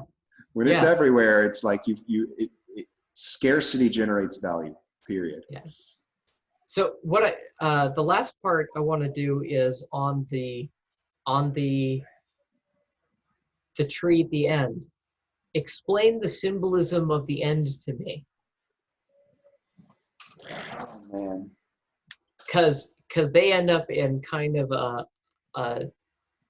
it's like he ends up in her constructed area that she had to make for her reality to be able to be processed. Right. His consciousness is projected into her subconsciousness. Because by the time he gets to her, she no longer existed, because the AI had completely subjugated her. And, so she's all subconscious at that point. Right. She's been completely subjugated. And so when he uses the hand, and he has to go through layers, and he's like digging in. And then that's why he shoots down into her like ballistic gel, like that visualization of him plunging down into her subconscious. And then the waters all recede, and it creates like this column, and he finds her at the bottom, the very bottom of the abyss, right? And she's laying there, and she's like cast in this sepia light. So she's like the golden thing. She's the golden ball at the bottom of the abyss. She's the thing that's worth finding. And the most important thing from that scene, I think, is that when he finds her, she's a woman. She's that he's having trouble not looking at. Right. She's a woman again. She's no longer this thing that has scarred and tattooed herself and removed her breasts and altered her genitalia. She's no longer this monstrosity that is without category. You know, she's once again woman, which ties back to Jack saying that feminism had turned women into animus possessed harpies. And then there's the whole thread through the whole thing where there's the identity crisis, where Casey and Karen are fighting each other to even know who they are. And like the pronouns flip between he and she and they all the time, because they're an incongruent chaos. And if Kyle had ever seen Karen in her Casey form, he would have been repulsed by her. Yeah. Because if you remember the scene where Casey is looking at themselves in the mirror, and they talk about how they visualize themselves as the perfect balance, because they have one glove on, and their dress looks like that, and then they're all scarified and tattooed, and their hair is all over the place, and they're hideous, but they can't perceive it. They perceive it as beauty and the perfect balance, even though they're completely out of balance. So it's like the inability to perceive their identity in any realistic and useful way. So that's what she was. She was this monster. And Casey had more power than Karen did. Like, Casey made the decisions. Casey was the animus. And then when he finds her, stripped of Casey at the bottom of the abyss, all the way down at the bottom of her subconscious. And incidentally, as he goes down, he has to see all the things about her that are gross. Yeah. Like where she convinced her friend to commit suicide because it would help the movement, and all these other things that she's done. So he sees like how bad she is on the way to the bottom. And then, but when he finds her, she's cast in this kind of golden light, and she is the origin of femininity. She's true form. It's like he could see all the value that she cast off. Yeah. And she became something to behold. And they even have the conversation where she asks, because she knows that he knows. Mm-hmm. And she says something about if he can forgive her. And he's like, I don't even know what forgiveness is, but he's going to forgive her, like he has to. And I don't think it's ever hanging in question. It's like, we know you are terrible. You did all these horrible things, and I still forgive you. Mm-hmm. And that's the parable of the money lender, or not money lender, the parable of the king that lent money. The king or the landlord or whoever, the person in power lent money to this one guy, and he owed, like, let's say $1 million. And the king lets him loose. The king let him go, and then this idiot goes out and shakes down some guy for $100. It's like, really? And then the king hears about it. It's just like, this was not right, and you're gonna pay for that. on top of what you owe. Yeah. But then doesn't he like break in and release everyone from their debts or something like that? And then the king forgives them? I don't know. I'm going to have to reread that. There's these three parables. One of them is the prodigal son, and one of them has to do with lending money. And there's the one that's in, I think it's the Matthew principle one, where it's the guy that has one month's wages, the guy that has 5 months' wages, and the guy that has 10 months' wages. And the guy that has 10 doubles that, the guy that has 5 doubles that, and the guy that has 1 loses it. Buried it. He buried it, and when the guy came back for his money, he's the guy that had 10 was given a great reward for doubling the money, and the guy that had 5 was given a great reward for doubling the money. And the guy that hid it away because he was afraid of losing the money, his 1 was taken away from him. He had no reward. Now he now has nothing, and that 1 was given to the guy that had 10. What a jerk. That's the nature of reality, though. That's reality. If you're scared to lose, you'll lose it. It becomes a self-fulfilling prophecy, because your fear will cause you to lose it. But okay, so he finds her at the bottom of her subconscious. Yeah. And he's trying to rescue her, and he doesn't know how. And he can see the eyes of the Kinju going around, because they're in a water column, right? They're a column of air from his plunge down into his subconscious. And you see the water all around it. So the eyes of the Kinju are stalking him. And then the water starts coming up, and the Kinju goes under the waves and grabs her ankle like it doesn't want to let go of her.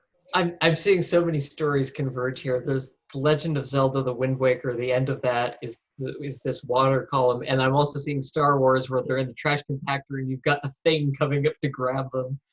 Yes, the thing that wants to grab you, to drag you down. It's the crab bucket, where they don't want to let you get out of it. But so like there's the theme within the book that one of the things that Casey and Karen represented is total equality. Because remember when Casey is on one side of a screen and she's on the other, and it's her projected imagination of what they're seeing, and the AI is feeding them things that they have to make decisions on. And when she swipes left, KC swipes to the right, because they're a mirror of each other and they've reached absolute equity, so that if they go up, they go down. If they go sides, everything's equal. Perfect balance. So I use the term equity because that's the term that means everybody's equal. Like there's it's unregulated balance. Right. And an unregulated balance creates its own unbalance. And I saw that picture of the three people with three boxes. I was going to bring that up. Yeah. They make them all the same height. Yeah, it makes them all the same height. It's like, okay, this is what proper regulation looks like. This is charity. Yeah. What the equity thing ended up as, somebody had drawn a third picture and they had literally chopped the legs out from the other two. And now nobody can see. Right. Well, see, that's the cynical version of it. Or not, I wouldn't say the cynical, that's the twisting it back in the other direction, because one of the versions, because this was going around Twitter, you know, there's like, it's a equality, and there's like a fence, and there's a tall person, a medium person, a short person, right? And what's funny to me is they're technically stealing the baseball game. And then it says this is equality, and then equity is they've got a box and a box and a box. So now they can all see the game, except, you know, they have different sized boxes on them, and that's equity. Yeah. Three people equally stealing a video game that they should have bought tickets, or a baseball game that they should have bought tickets to. That's the most hilarious aspect of it, because at first I look at it, I'm like, they're stealing. Yeah. This is all based on theft, because if they had paid money to get into the baseball game, they would have seats that could see fine. Yeah. So the entire analogy is a parody. Yeah, it's a gigantic parody of itself, and it is so bad. But Casey and Karen represent equity where they're, and you know, even though Karen wants to preserve Kyle, when she swipes left, or when she swipes right, Casey is simultaneously swiping left. So Kyle has to live and die at the same time, which means you can't live and die. You can only means nothing happens. Well, you can only, that's the thing, like he's living, now we have to apply death to him. If you apply death to something that's living, they're not living and dead. They're now just dead, you know? And so that's one of the things, like equity cannot technically work. Yeah. You know, it's like if you try to apply to them everything they want, you eventually hit contradictions that cause the system to implode. So when they're down at the bottom of her subconscious, I think the tree represents reintroducing hierarchy into equity. Because remember the analogy I told you about the ladder? You know, a ladder are rungs where one is above the other one. And if you want equity for the ladder, you have to break the ladder and make it a bunch of sticks laying on the ground. And then it's useless. The only way to get anywhere, and the only way that ladder functions as a ladder, is by having a hierarchy. Yeah. And simultaneously, you've made two poles that are really hard to climb up. Yeah. But yeah, if you handed somebody the top rung, they're not up there. Yeah, they're you've just handed them the top rung. It's like, here you go, here's the top rung. You're still on the ground, but that's the top rung. You know, and that goes along with the idea of not earning things. Going back to purchasing the calf. Like they didn't earn it. They didn't earn it. You gave them the top rung, but they didn't earn it. So it doesn't mean anything, and they're still on the ground. You have to climb to the top rung to reach the top. So anyways, the Kinju has her by the ankle. It's dragging her down. The water's rising, and they disappear beneath the surface. And then all of a sudden, a tree starts growing up and they're riding the tree to the surface. And as the tree grows up, it's like a conical tree. So imagine it's like an evergreen or something. So it starts pushing the water back because the water was falling in on them. And as the tree goes up, it pushes the water back and they grow up and they grow up. That helps so much describing it as an evergreen, because I think you might have to specify that. But I think I called it a cedar. A cedar? Okay. I think okay. I did. I'll have to go back. I mean, I'm rewriting the whole book anyway, so.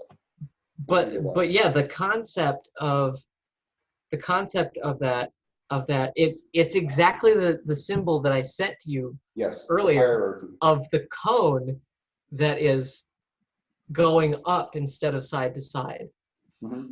And so this kind of made me think of the Yggdrasil and the world serpent, because serpents and water and other things that flow represent chaos, and the chaos is trying to fall in on them, and the tree comes up as representing order, and it's pushing the chaos back as it's growing up out of her subconscious so they can escape the prison of the Kinji, right?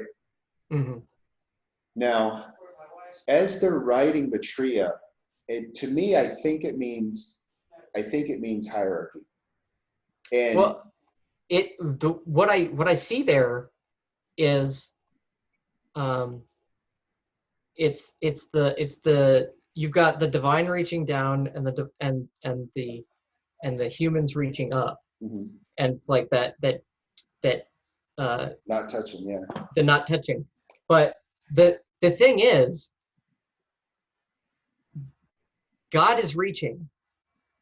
He's reaching out. It's like somebody said, like, the one reason why I picked Christianity is because it's the only religion where the God was actually wanted me.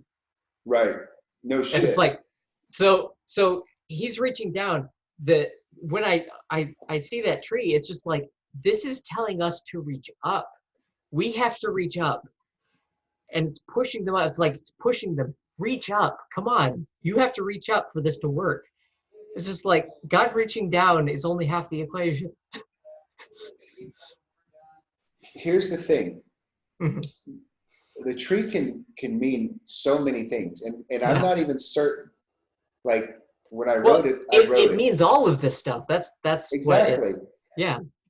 But there's something that I found very important when I was rereading it, as this tree is shooting them up towards the hole in her consciousness to project her back out into reality, or get Kyle out of her mind, or whatever happens, because it doesn't even really make sense, to be honest.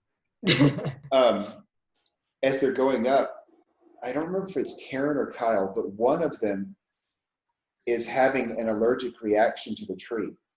Like, it's making them itch. You remember this? I don't. The tree makes them itch.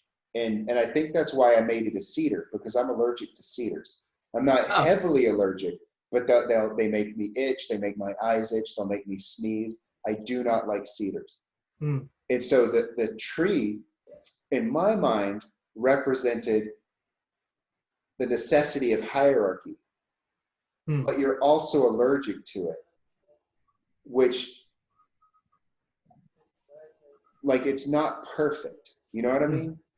Like it is abrasive, and it can make you sneeze, and it can make your eyes water, but you still need it to get out of the hole. And there's so many people who are allergic to hierarchy, but it's like, do you want to be in the hole? It's a rough rope that you're using to climb out of the hole, and you end up with calloused hands by the time you get out. Yeah. So it's like, to me, when I was reading it, the allergy to the tree, it really struck me, you know? I was like, man, because right now in modern US, there is a huge allergy to the hierarchy, and their answer is to destroy it. But it's like, what do you do without it? What do you do? It's become a peanut allergy. It's gone from just being a little irritating to, this is going to kill me if I let it be here. Yeah, and so they have to eradicate their path to the top. Yeah. And it messes with me, man. I hate like, you know that saying, you can't see the forest for the trees? Yeah. Like, they're right there. Like, Mm-hmm. they cannot see it. They cannot see what they want to destroy. They just know that they want to destroy it because it goes back to that time. They want that instant gratification. And the closer you are to the instant gratification, the closer you are to the thing you want, the less thought you put into it, the more deterministic and impulsive you are. And so they just want to destroy it without stopping to ask if they should. You can tell that they're not thinking. Yeah, 100%. And that's when you get into this NPC meme. It's just like, yes. Oh, that NPC meme was it's gold. just like they're not thinking. And Tim Pool, just the other day, it was hilarious. He said, I was at college with a friend of mine, or at a college with a friend of mine at this university, because he didn't go to college. He skipped out of high school. Mm-hmm. But he said, I was at this university, this place where people are taught to think. Mm-mm. And he said it was like 10 years ago. So it was before all this stuff really went crazy. So, but he said, I think we're in a simulation. And his friend, who is a stoner, who likes to think about all this stuff, says, oh, that's silly. You're crazy, man. It's like, I thought you'd like to talk about this stuff. And he's like, look, I'm going to prove it to you. This is totally Tim Pool. And so he walks up to this random guy, doesn't know him. He just said, hey, buddy, you got a moment?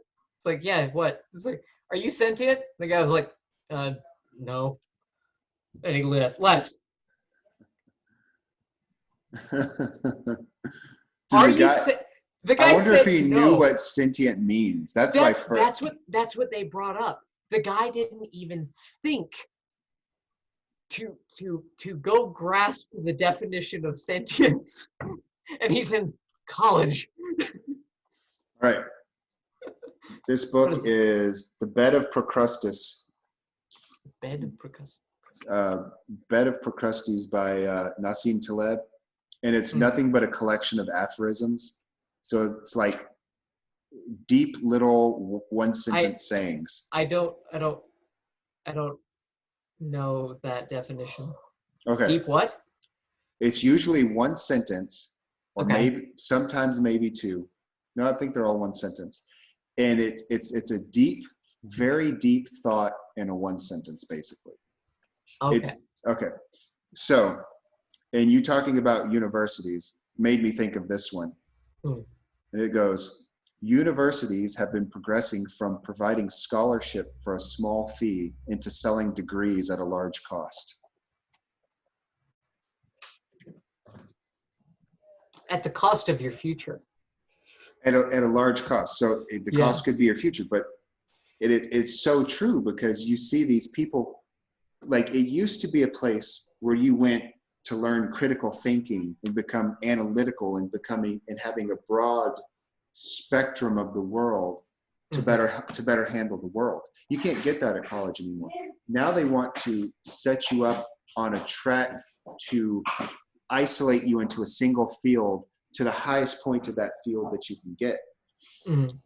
And I have a metaphor for this too, because the way I look at philosophy and learning and stuff in general is developing a lens. Yeah. And so when you look through the lens, you could see the world the way the person who wrote the book sees the world, you know? And so I've read lots of Marx, so I could look through a Marxist lens and understand. I've read postmodernism, so I can look through a postmodernism lens and understand. And a Nietzschean lens, and so on and so forth. Like, so for instance, earlier when I was talking about the tree and the water, and I was trying to describe it, and then I switched into a Petersonian lens and called it chaos and order. And because we share that lens, you understood what I was talking about. Like, that's the application of the lens. Now, when somebody gets overly specialized, everything becomes that one lens, and they're incapable of removing this freaking monocle, you know? And so when you move up this this line of specialization, you're ascending this mountain.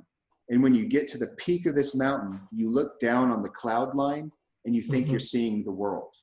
And you don't know that you're looking at clouds because you have this lens that is too isolated and can't grasp the subtleties of the earth. And a great suddenly example, you've got completely detached academics. Yes, detached as hell, because they're, and you'll watch some of them. Like, here's a great example of a detached academic is Sam Harris. Like, he's gone so far into the science, into the neuroscience. He's gone into the science of Buddhism. Yeah. It's just like, so it's not supposed to be a science.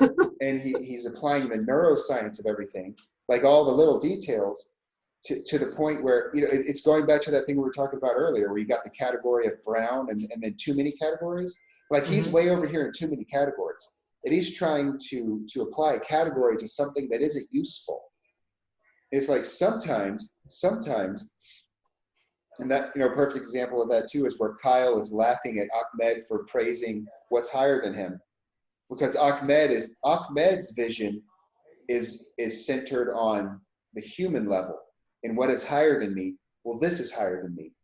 And Kyle is zoomed too far out to where he's saying, you're praising the other side of a centrifugal column, you know? And the perspective, you have to have the right perspective on life. And if you don't dial your perspective in correctly, you don't see the world the right way. It parallels perfectly with the idea of the flat Earth people. It's just like, listen, you got certain people that are flat earthers that are pushing flat Earth scientifically. Then you've got the people that just live that way. Oh, everybody. I don't give a crap who you are. Everybody lives as a flat earther. Yeah. You don't walk out your front door. When you try to live as a round earth person, suddenly you're removed. Right. And that's where this academic thing comes from. It's like, I worry about astronauts.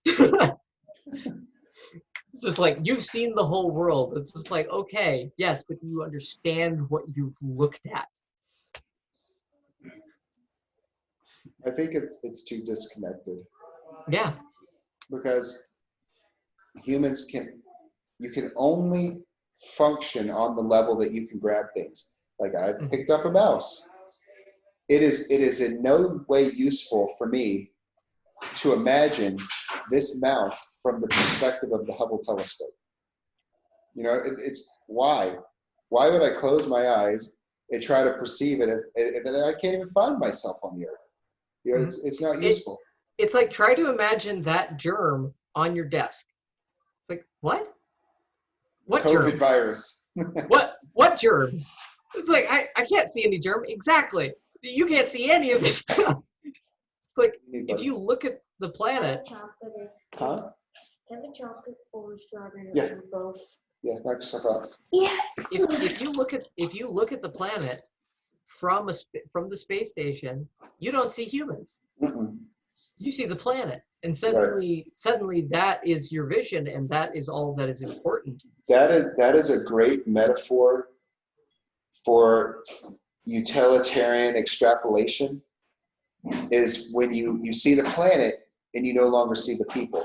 So, for instance, well, it's environmentalism. Exactly where I was going. Environmentalism. They're like, to save the planet, we have to kill humans. Well, clearly you don't see humans. Do you remember you're a human? Yeah. Are you aware of that? Yeah. Do you realize that you're putting your own neck on a chopping block? That's kind of weird. and I just think you should lead by example. Go do us all a favor. It's like, my gosh. It's like, are you listening to yourself? Yeah. It's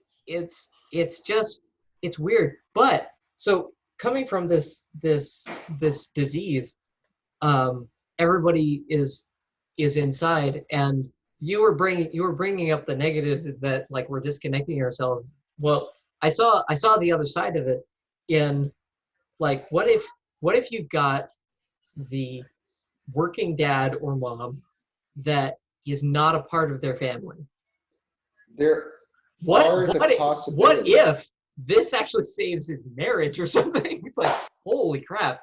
What if they haven't been participating in their life? Go draw. You can draw. Yeah, exactly. There is 100% the possibility of positive interactions, and I think there will be positive that comes out of that, of course. But I what I was think is the positive is applying it going to to grow KC. from it. I hope so. I hope so. Especially if we have to shut down the internet or something like that. It's like, oh, we can't afford to keep the internet. We're going to have to put this towards something else. Yes, the world will get 100% better if the internet goes away. But that reminds me, I need to download the latest copy of my book so that I can work on it offline. oh yes, no kidding. So when I wrote that essay that I sent it to Paul Vanderklay right before me and him had our conversation, and it had to do with communication and the nature of communication and how as humans we suck at it, and it has to do with we're working with different data sets, blah blah blah blah. Yeah, and it goes through a lot of threads. It's my thought pattern. It goes all over the place, and it concludes with how we're unreliable narrators, but the kids these days aren't even bothering to narrate anymore. And that was brought up in the same talk with Tim Pool. He said, I've met people that don't have an internal dialogue. Yeah. What? You mean you don't even talk to yourself? Yeah, like they don't do anything. And what it spooked me. Okay. Yeah, that's because scary. There was a kid who went to the store, and on the way home from the store, they're staring at their phone. They have earphones in, and they're paying attention to whatever's on their screen, right? And when they got home, everyone got out of the car, unloaded some groceries, came back later, and the kid didn't know they were home because they're staring at their phone. Okay, now extrapolate out this child, like this really happened, this people we know. Yeah. Now extrapolate that out to all the kids who are being isolated through the coronavirus. Like their world could literally go away, because at least when you go to school, you can't be on your phone. At least theoretically, you go to these places where you have to interact with the world. But if you could exist in just your room, just in your phone, and completely go into a subjective, isolated bubble where reality ceases to exist around you, like that's the other side of it that scares me. That's when you're getting into Casey and Kyle, where they're completely extracted from reality. They've become pure mind. Yeah. So yes, good stuff can come out of it, and I hope to see lots of good stuff come out of it. But I think bad stuff can come out of it. And I think we're predisposed to fall into traps as opposed to climb out of them. Vanderklay brought up on his virus talk. He said, if you know how people are when they're trapped together, he said, and you've got unresolved issues that you will not resolve, and people have weapons in their house. Oh yeah. We're probably going to see a short spike in violence. What is it called? Spousal homicides. Yeah. Oh yeah. It's like, my goodness, that's terrifying. But I'm hoping our better natures come forward out of this, which is why I listen to there's Steve Turley and Scott Adams, because they're almost insufferably positive. Oh yeah. So it's good to get some positivity in. And Scott Adams has brought up, he said, can you imagine all of the money that we're saving right now? And the reduction in pollution, and he goes through all the positives. Yeah. Man. So how long have we been at this, you think? Let's see. That was 11:30 for me. Let's see. So add 2 hours to that. What's that for you? 11:30 plus 2 hours. I don't know. 1:30. 1:30. So we started 1:30 your time. Mm-hmm. Yeah, it's almost 2 o'clock for me. Almost 2 o'clock for you. Yeah, we've been at it for then a while. Yeah, we're coming up on that top of the hour. We're good at to a Joe Rogan podcast. Yeah. And Well, I think I'm sorry Charlie had to leave, because that was kind of the point behind this, is we wanted to kind of get into his thoughts on this stuff. he just has such a drastically different perspective on everything from me. Mm-hmm.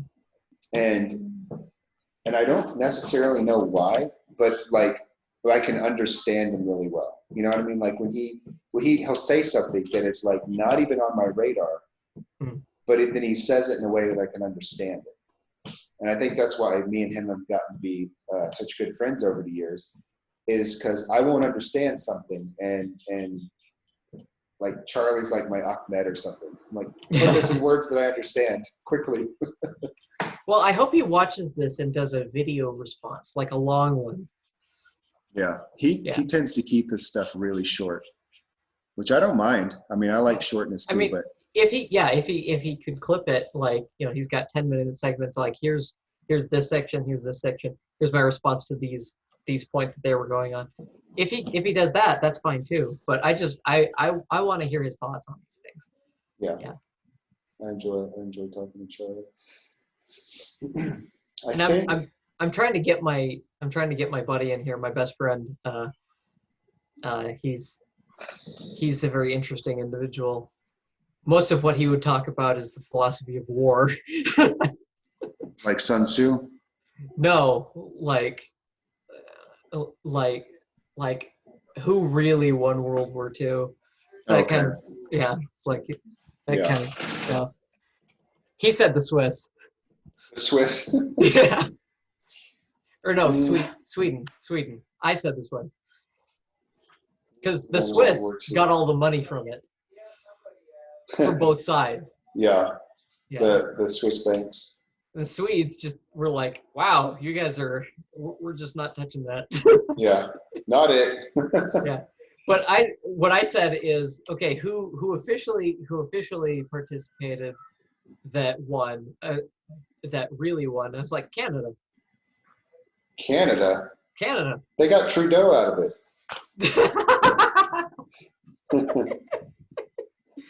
All right. Well, I think we can wrap this up. Yeah, sounds good to me. Where's the recording button? There. I stopped my recording. Well, crap. Oh, there it is.